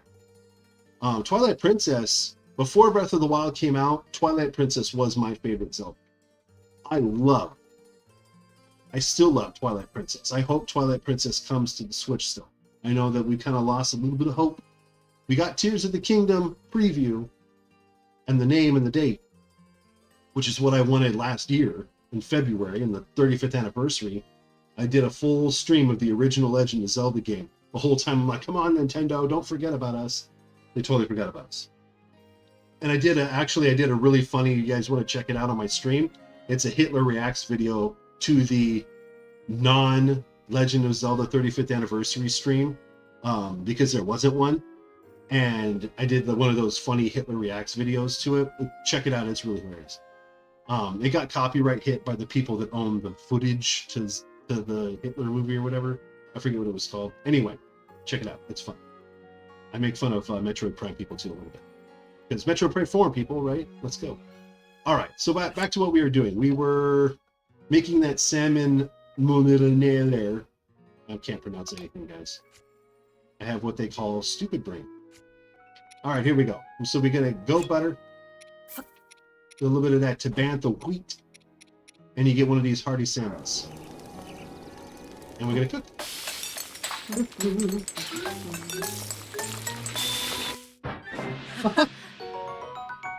There it is. And now we can talk to Genji. Nope.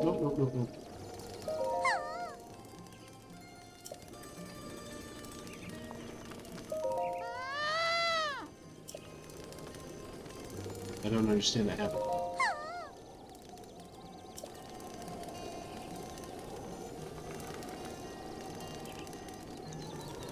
The linear gameplay with all the dungeons is what made Zelda unique. It was recognizable. Zelda was always meant to be open world. Yes, the first game was, but then the second game was a side-scroller. It was partially a side-scroller. They didn't know, and the second one was not one that put it on the map. Second one was not popular like the first one was, or like A Link to the Past was, which was very open world as well. Still linear, but open world. And this one, like I said, it's still linear. If you listen to what you're told, when you get to each place, they're telling you where to go next. They're telling you, go in this pattern. And then you go back to Impa, she says, go to these areas next and unlock the divine beasts. And then after that, it says, like, hey, you can do the shrines, or you can go straight to Ganon. But then at that point, you've unlocked all 16 towers, that are protected by specific tasks and challenges that you need to have overcome to get there. So there's definitely, and then the dungeons, they didn't really know where to take the series. Link to the past, Ocarina of Time, they made clear formula to follow. I don't really think that they made a clear formula to follow. I mean, it's overcome challenges. When you look at this map functions the same way with these towers and then the shrines around them. They all function as though they're one dungeon or one region with challenges. Like if you go into Ocarina of Time, you get to an area, there's really hardly anything to do in that area other than find the entrance to whatever the challenge dungeon is. But that is the point though. So Hebra is like the dungeon, okay? Getting to the tower and then unlocking the shrines is the dungeon. You see what I'm saying? And then the boss is the divine beast, or the boss in some areas is a really overpowered lion. Once you learn how to beat them, obviously it's very simple. But each one of these has a several puzzles and different challenges in each area, and they function as though they are one of 8 dungeons or 9 dungeons, depending on which game you're playing. It's all right there. And then they have special, like, extra challenges, which is like, you know, the side quests. It's not, this is what the original vision for Zelda was, that you kind of choose your own adventure. Back when this came out, the choose your own adventure books were really popular. And so it's like you can kind of decide how you want to save Hyrule. Do you want to unlock everything? You can, you know, you can. But I still am not really seeing how that makes it not a real Zelda game. Just because it's not like painfully linear to where, okay, you just can't, you can go to the entrance of this building all you want. You're not getting in until you do this task over here. You know, it's like, it doesn't matter if you've collected X, Y, and Z and you've done all these other things. The only thing you can do now is go to this next place, and that's it. That's not what makes it a Zelda game. Like, at all.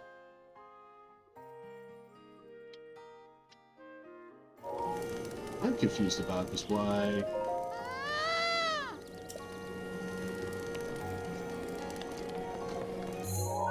Maybe I've played this too much to where I know where to go.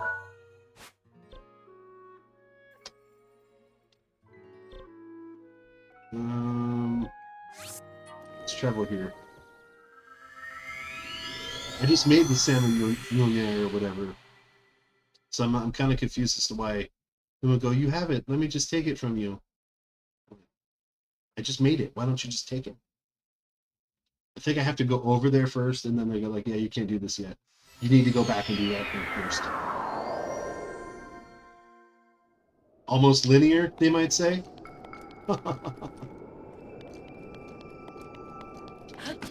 Like you have to activate this quest in order to have activated the quest. Or something. Or something. I don't know.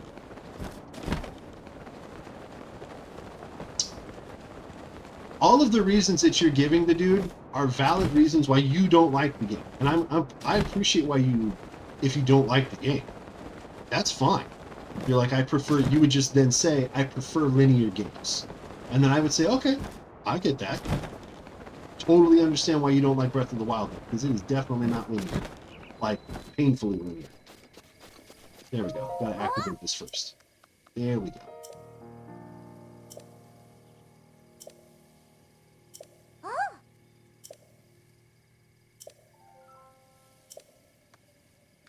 There we go. Yes. There we go. So we activated the quest now. See, this is linear-ish still. I couldn't just like walk in, complete the task, and then just have it be done. You have to go find the right person. I've done this 10 times, well, completed it 10 times, so I know what to do. I'm like, oh yeah, you got to go here and do this first. Okay, well.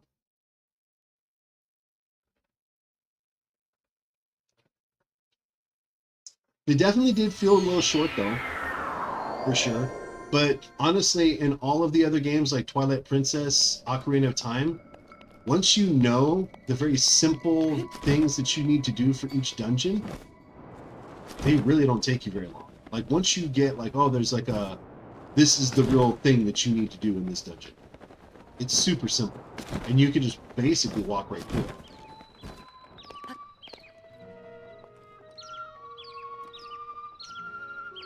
I think that it's not revolutionary that it's open world. I just think that they did it.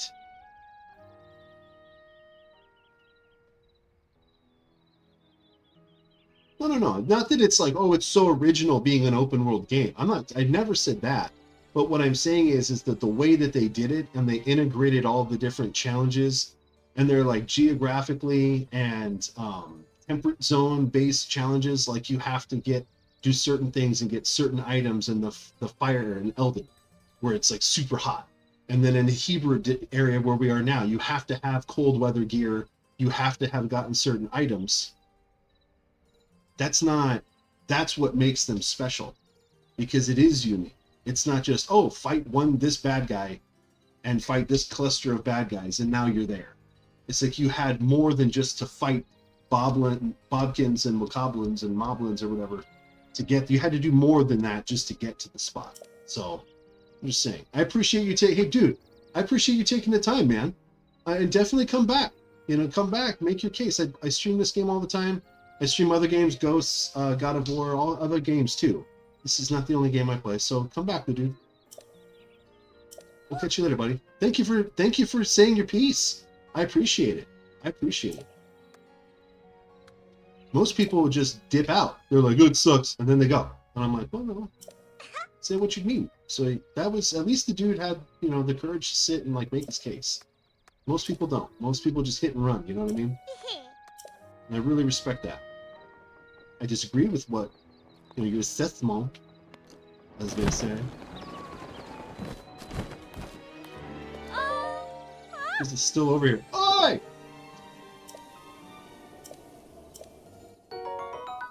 Nice. I'm not a babysitter, but I'll take your money.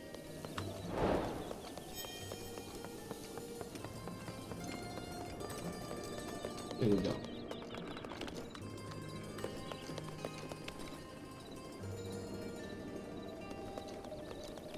Little Warby is gone. Little baby Warbles. There we go. Yo. Come back later and play with you. Remember the first time I played this game, I thought that was like a whole separate side quest. Like I needed to wait. We kept going back and checking in and being like, what do we need to do for this? Like why went... Daru's protection is now ready to roll.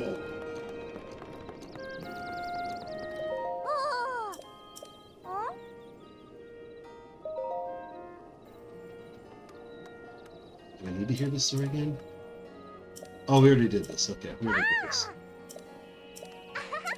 I already found the shrine. Sorry. That's my fault for saying I cared and I wanted to hear it again. Already completed it. Alright, so let's go over here. We have the meal that we needed.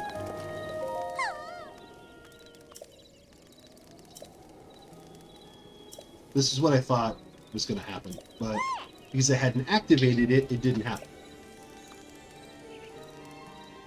Here we go. Do you want to run fast but not using the stamina? You mean with the whistle thing? No, I'm good. I hate it. It's not a glitch, but it's like a trick. Using the whistle. It's so contrived, and I hate hearing the whistle over and over again. And the other issue is I put the ancient armor or ancient bridle on my horse, so it just constantly calls the horse wherever I'm at. It's not, but I appreciate that. Look that up, you guys, if you're interested in what Snapper's talking about, because it's pretty cool if you really need it. But I can have 5 stamina wheels at a time. I don't need it. I can just run to my heart's content and never get tired. I mean, legit. I'm good to go. So yeah, you have to get all the way over here in cold weather and get these items, which means that to get here, you had to have had plenty of meals or done the special side quest that's not apparent. I've done it. I've missed the side quest on accident on the Great Plateau to get this one doublet. The warm double. You can totally miss it. And then you're like, you're kind of in a bind trying to get there, because then you're cooking like hot meals and spicy meals, constantly eating meals to get here. And it's a challenge because you have to really pace out how much of those you're eating at one time.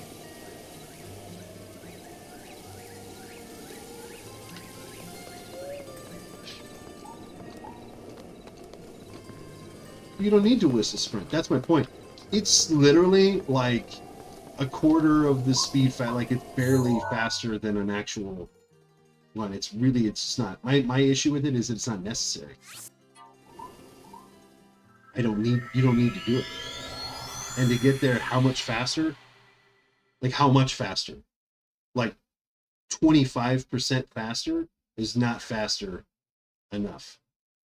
And the people that I see use whistle sprinting, they accidentally whistle all the time. And that was the point that I was making. That it's not as though... It's like with wind bombing, right? How many videos have you guys seen of somebody going, this is how you wind bomb? And the first like 4 or 5 times they do it, if they're live streaming, okay? If they're editing their video down after the fact and just showing you their successes, that's one thing. I'm talking about people live streaming wind bombing. How many times do they blow it and chew through their health or not get very far? Oh, hold on a second. Because I've watched people live stream that have also done videos on it, and they don't successfully do it exactly right every single time. And at that point, I'm like, I'd have just teleported to the nearest tower like I just did and jumped off. Could I have wind bombed over here? Sure. Would I have potentially made a mistake? Sure. What did I do? Did I not? Oh my god, I'm totally not paying attention. Oh my god, I'm not paying attention. What did I do? I should totally be... I thought it was Pikachu. Little Pikachu face for a second. See, I'm all distracted. I'm like getting all like on my soapbox, and I'm not paying attention to what they're saying. I'm doing the thing I complain other people do, which is not reading. I'm not reading what they're saying.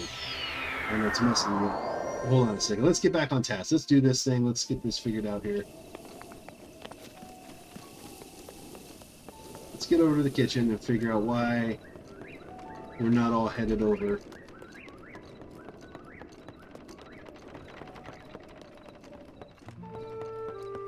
Should I continue to talk to her? Is that why? I gave her the meal.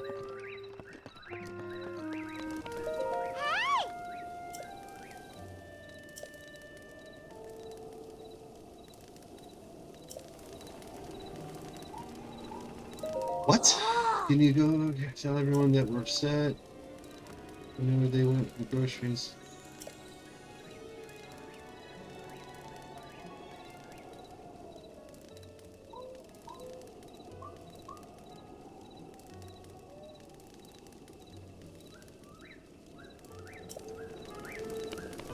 Well, a lot of people don't read their chat. I'm here to chat with you guys. Otherwise, I would just play without chat on. I have it come up on the screen on purpose. I want to hang out and talk with you guys. I want to get your opinions. I want you guys to know that I care about your opinions. Because I want to settle this. I really do.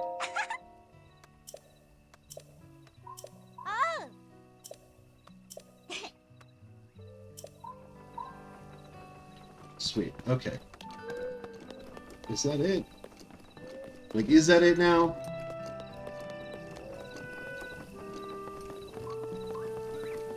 It's tough. You make mistakes doing it the way I do it, you know, when you're constantly, like, reading the chat and stuff. And at one point, okay, yeah, they're gone. What's this?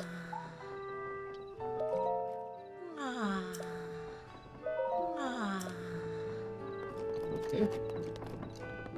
Guess that's a side quest I haven't quite sorted out yet.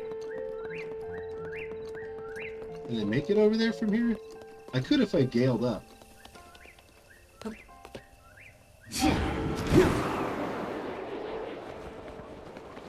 My goal is to have a big enough audience to where I can be monetized. What's up, Twilight? Oh my god, I haven't seen you in forever.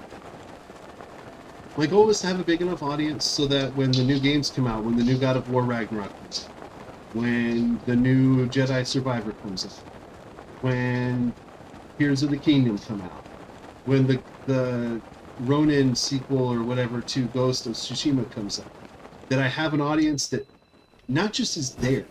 Like, I don't just want people to necessarily just, oh, give me views, guys. I just want views. And, you know, whatever, hit a like. That's people that are just, they're not in it for community. I want you guys to actually show up to the streams. I want to know when you're available for the streams. And I want you to show up and be like, hey, what's up? And then let's have this discussion. Let's talk about whatever this is. Oh my god, did I do it again? I already did this. Oh my god. You're in grade 9? Ooh, how is that? Grade 9 where you're from is a freshman in high school, right? 9th grade? I have a niece that's that old. What's up, Hadouken? That's a big dog. He's gigantic. He's like the size of a small horse. Great. Massive. Big ones. He's a big ones. He eats what I eat too. I don't fool around with that.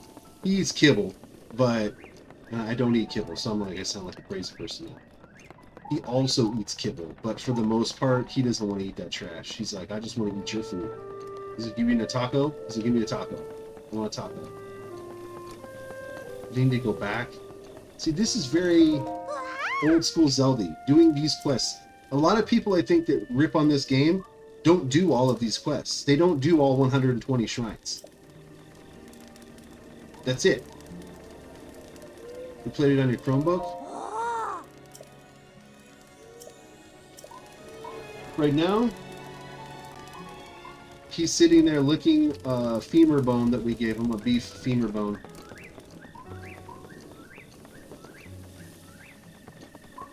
He's just sitting there licking it. And what he does is he stares at me while he does it, which makes me really uncomfortable. He's like, you just wait, bro. When the zombie apocalypse comes, I'm gonna eat the crap out of you. He just has that look on his face.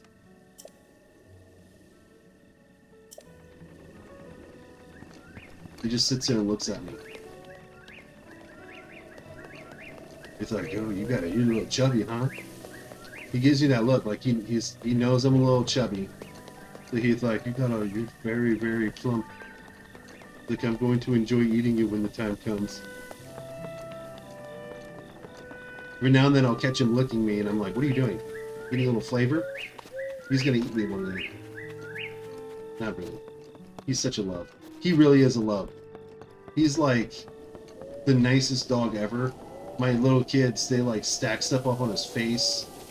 They do all kinds of horribly annoying things and he doesn't even care. He's just like, whatever. He doesn't even care. He just sits there and looks at you. He's like, wow, you people are rude. And that's about it.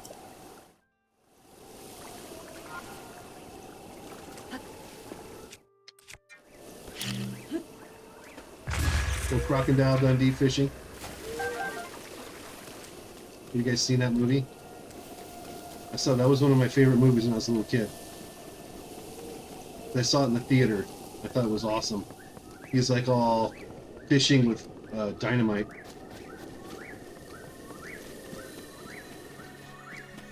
Yeah, they do. I'll be like, we have an air unit in our room. It's for the cool air because it gets like crazy hot, especially this summer.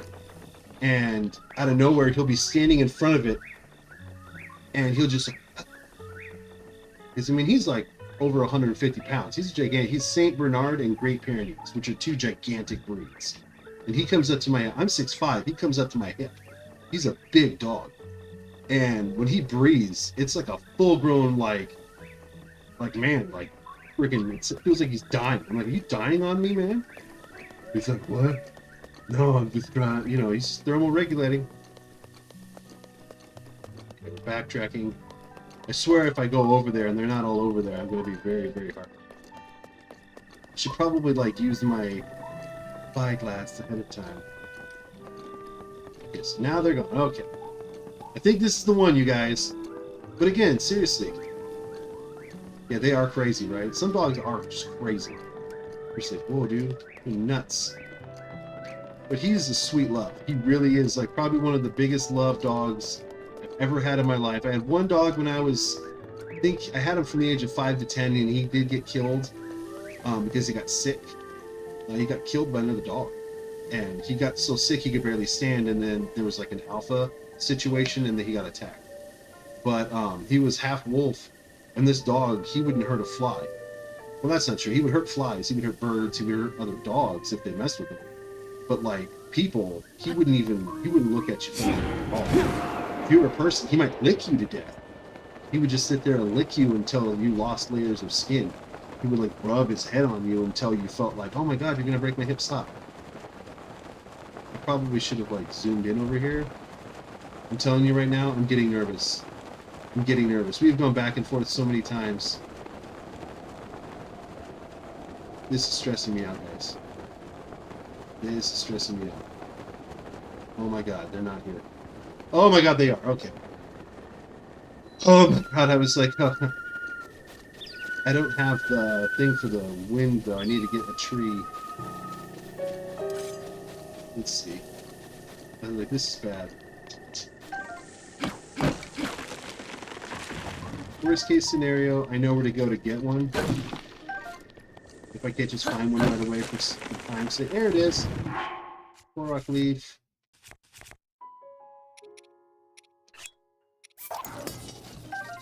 There we go. Alright, help me out, guys. You're off to get food?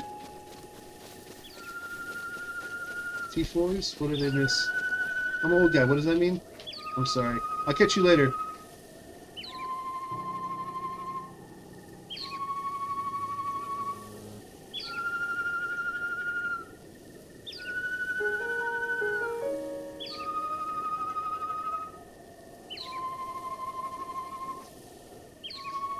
Oh, thanks for... God. I have heard that before. Thank you, Smile. Thank you. I appreciate it. That's very kind of you. Take care. I hope to bump into you again soon. And I am going to be doing FGC Fridays, guys. If you're interested in fighting games, I am doing Samurai Showdown. I will consider, if I have enough people requested, doing another painful session of Smash. But that I gotta have at least 5 or 6 people. Because it can't just be, let's all embarrass 1UPdaddy. It cannot be that. I will just get so butthurt, and that's not okay. I want to make sure that more than just me is getting clowned on the whole time. But if I do, we'll definitely do that. And then Samurai Showdown, I'm just training hard right now because I'm coming back. We're coming back. And so, stick with, guys. Alright, let's see. What's...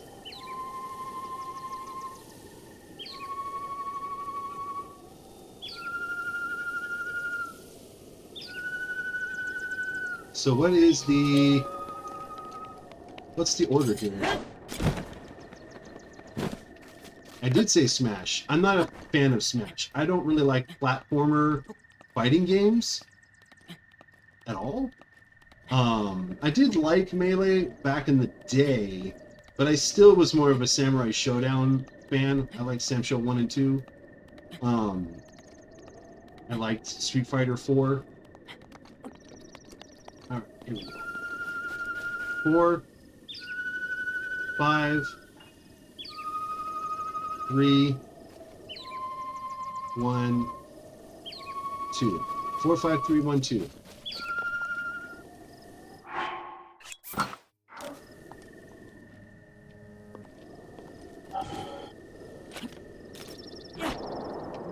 Four, 5,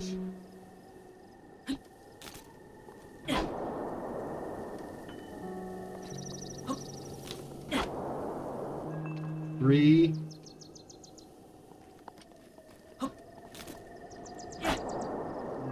1,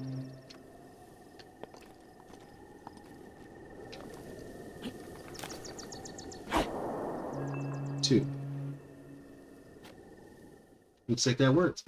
You know, I've never tried to see if this works without them. wonder if that would work. I wonder if I just need to know the order and then just do it.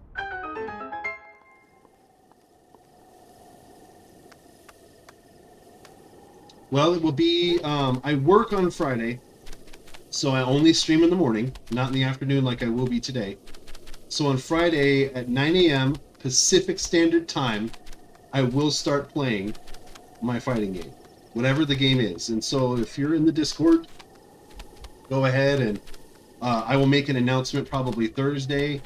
You know, hey, put in your vote. Are you going to be there for Smash or are you going to be there for Sam Show? You know, like sound off. And if I get, you know, more people saying, yeah, I want to be there for Smash than Sam Show, that's what we'll do. But you'll have to like actually indicate that you can be there at that time because it's a stream.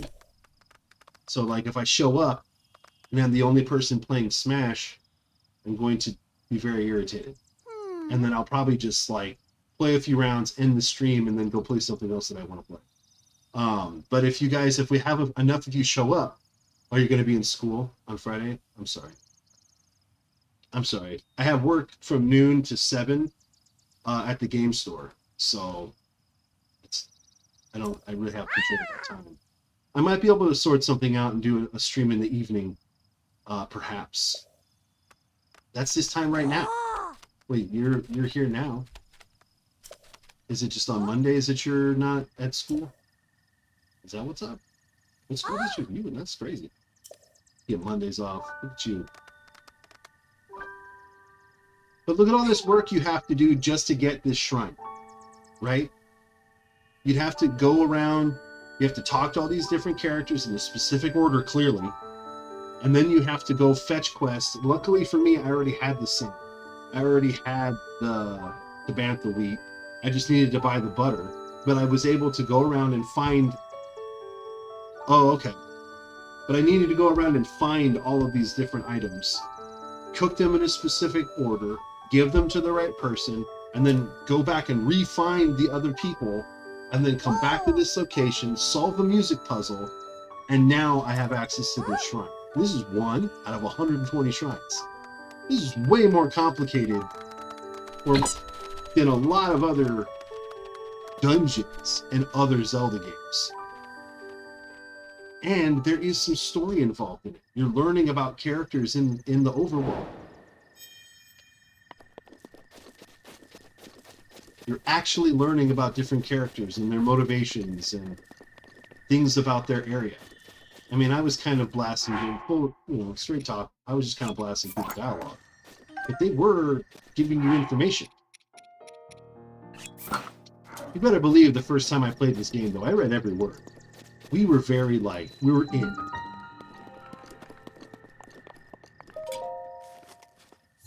And in my opinion, too, if you say this game is easy, it doesn't count if you've watched playthroughs to get to the end of it. Like, I appreciate, don't kid yourself, I appreciate you guys being here watching the playthroughs here. But then to, like, bag on the game and say, oh, this is so easy, guys. But it's like, but you know what to do because you watched somebody else do it. Like, you didn't just go in cold the way my wife and I did. We did not look any of this up. We didn't look up a map. We didn't look up anything. We sat down with this game and we're like, okay, we're going to figure this out. Thank God I have my wife, too, because she's way smarter than I am. And we solved some of these puzzles really fast. Like, some of the creative stuff I was really good at, and some of, like, the straight-up, like, puzzles. She's like, no, this is how we do this. And it was pretty awesome. You know, and I always tell people, even like Twilight Princess, this game, these games are better to play with a partner, like with a friend or with a loved one. They're a lot more fun. And then look, I don't just walk in and pick up a check. There's still more to do for this one shrine. So don't tell me that it's like, oh, it's super easy, they're all the same. But they're not the same. They're all slightly similar because they have the similar design elements. They don't have unique ladders, but let me tell you something. Ocarina of Time, every single dungeon is very similar to the other dungeons. A lot of the design elements, every time you turn a new corner, it's very similar to other dungeons. Now, it's a sign of the time, but that doesn't mean that it's bad either. I'm just saying to say that it's not a real Zelda game because of it's not all. I mean, it's very similar to. I'm like, yeah, I get it. It's the same game. You're still playing the same game.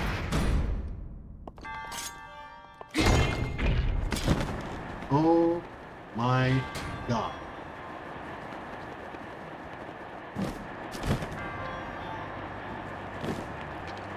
Okay. So easy, bro.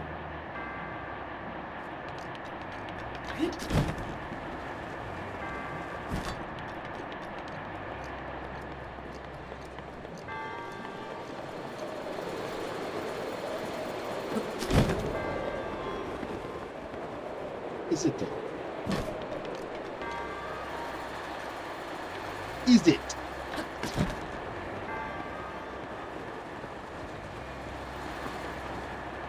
Oh no. Well, there you go. And that's how you blow that.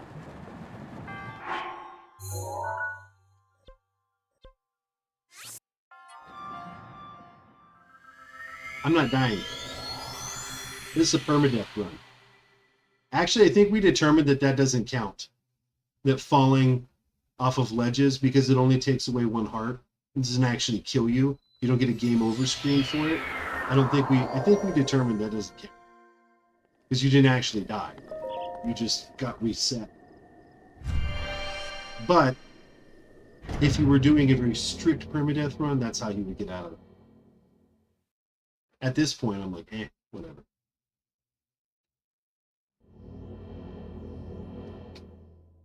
Alright, let's try that out. Apparently I can't breathe. Got my pomegranate, dragon fruit. Pomegranate, dragon fruit. Fantastic beverage.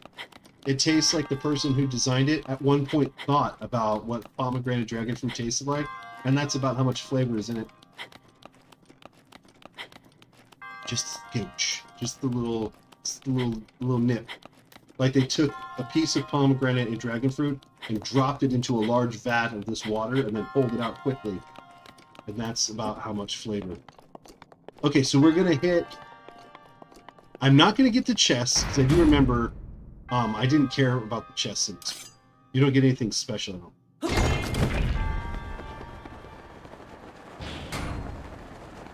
Except for this chest, I think.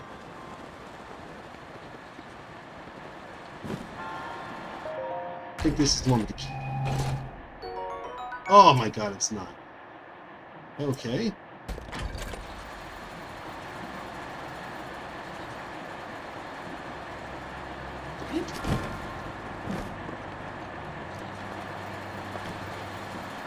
Where is the one with the key?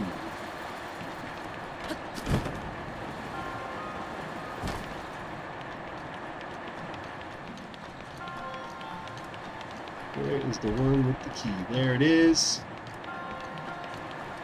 Yikes. Okay. I'm all trying to cheat, and it backfired in my face.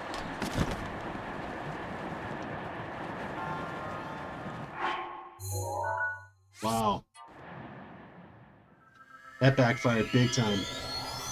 At least I know where to hover to this time. Yeah, I'm going to do it again. But this time we're not going to mess it up. 3 kids, Mr. Snapper.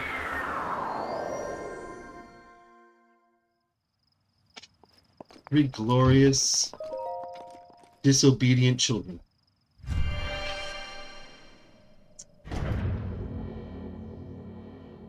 I'm sure that God put them on this earth to make sure that my blood pressure and that my heart stayed strong.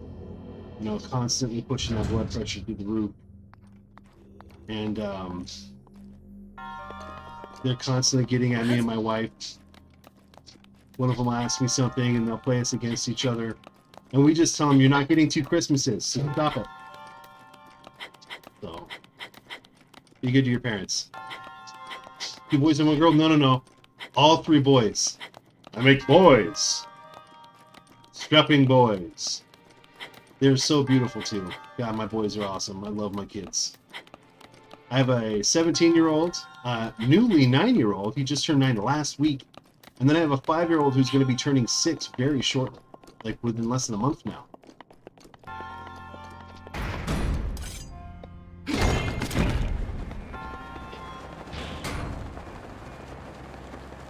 Is this not going to work again? Oh my God. Alright, so apparently that's not high enough to get all the way over there. Apparently.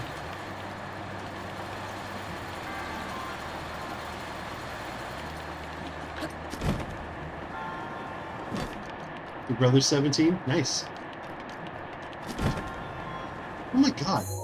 Okay, sorry guys. This is getting... You know what? I'm just going to let him fall because it takes us time. So see what I mean? It's going to put me back up on the ledge that I just died on. And it's only going to have taken 1 heart. I'm going to still have my golden heart. See that?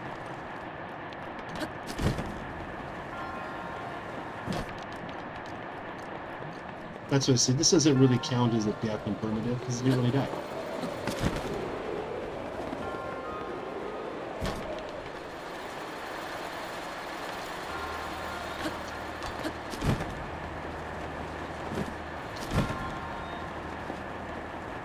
Oh dear.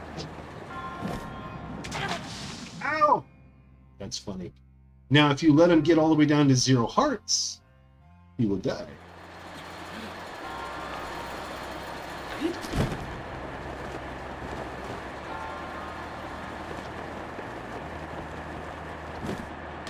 Oh, almost didn't make that one. There's the key. This is the longest this train has ever taken me. That's because I'm like talking way too much.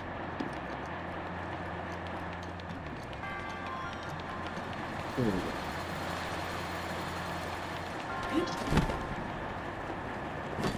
There we go. Sorry about that. It took a minute. That was painful, huh? You guys are like, what's with this guy?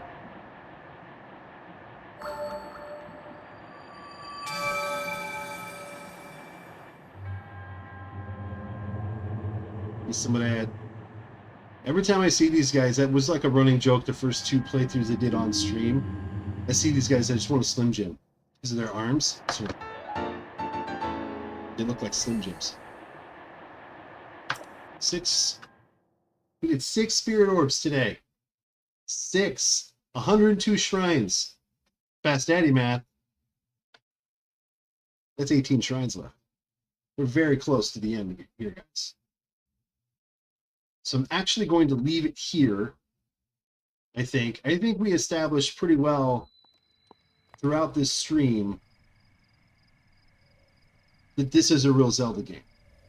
I still have not heard or read anything on here that was not very easily refuted as far as, like, it may be a reason you don't like this game, that it's open world, but that doesn't mean that it's not a real Zelda game. That it doesn't have even a similar formula to the Zelda game. Because there is a NPC directed linear path to beating this game. The NPCs will tell you where to go to beat this game. They'll tell you to talk to the headman in each region, and the headman will tell you that there's a divine beast, and that the divine beasts were important to beating Ganon. And they will tell you, hey, aren't you the guy that had that sword? Where's your sword? You should go get your sword. Right? There is a path that they all tell you to go on. You can choose to not do it, which is also unique to Zelda games. You can choose to bypass the Master Sword altogether. You can beat Ganon without the Master Sword. For sure. But you shouldn't. You should do all of them. You should do all 120 shrines. You should go get your Master Sword. So, I'm just saying, you guys still haven't really convinced me that this is not a real Zelda game. I'm hearing a lot of, I don't like that I don't know where to go next or what to do next or whatever. But I'm not hearing like real legit reasons why this is not a real Zelda. Let me see. Let me pull up. I saved my map after the last playthrough. Go to the desktop and see where did I put 1UPdaddy's map from my last playthrough. think I know that there's another one in the Gerudo Highlands. There's one in the Gerudo Highlands. There's one over here. It was like above the Yiga Clan, because this is when I did the DLC. I would like teleport over here and like I would like jump down from here. This is kind of like where I did that from. And then I know this one over here. It's like next to this little looks like a schmeckle. It's like over there somewhere. And I think though the rest of them I did. Like I didn't do, there's like some DLC shrines that I need to do, but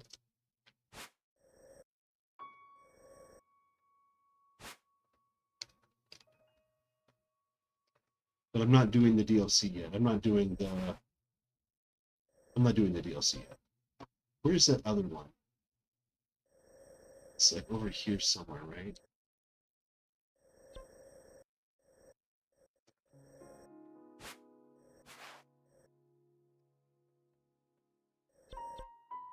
It's like up here.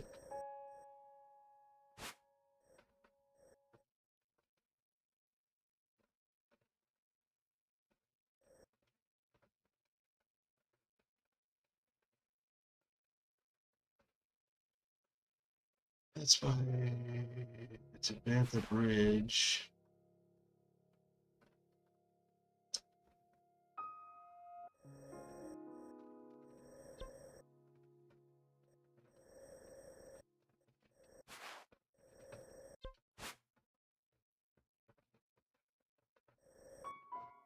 So this is the one.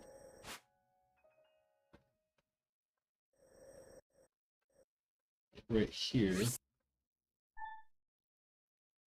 It's like right there-ish. Be like 12:30, 1 o'clock, so like an hour to an hour and a half from now. I will probably, it's about an hour, hour and a half from now. I will start playing Fortnite.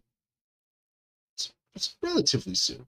Not like immediately. Because like I said, I want to say like, hey, what's up to my wife? She's my favorite person in the whole world. So there's that. Did I not do the Thundera Plateau yet? Oh my god, I didn't do the Thundera Plateau.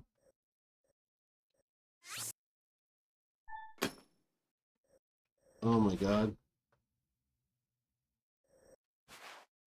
So it's 1, 2, 3, 4 shrines to do.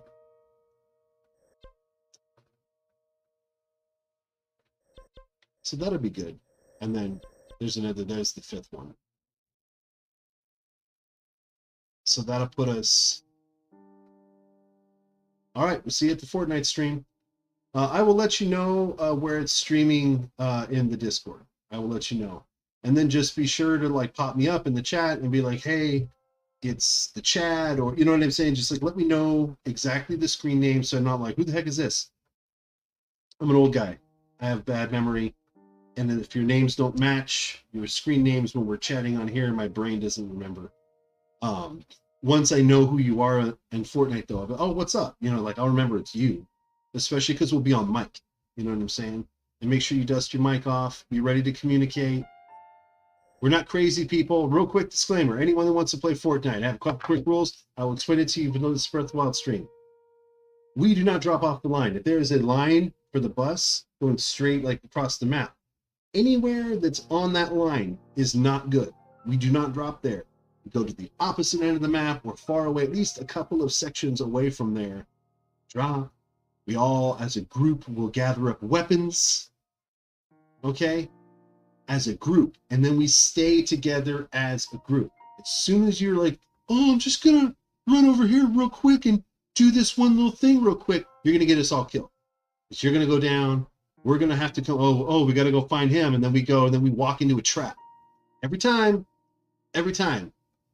well, almost every time that we've died and gotten wiped, it's because we split up and because we dropped right in off the line, which is just crazy people talk. So We go in as a cohesive unit. We do this, we have the highest possible probability of making it to at least the top 3, if not a victory. So just throwing that out there.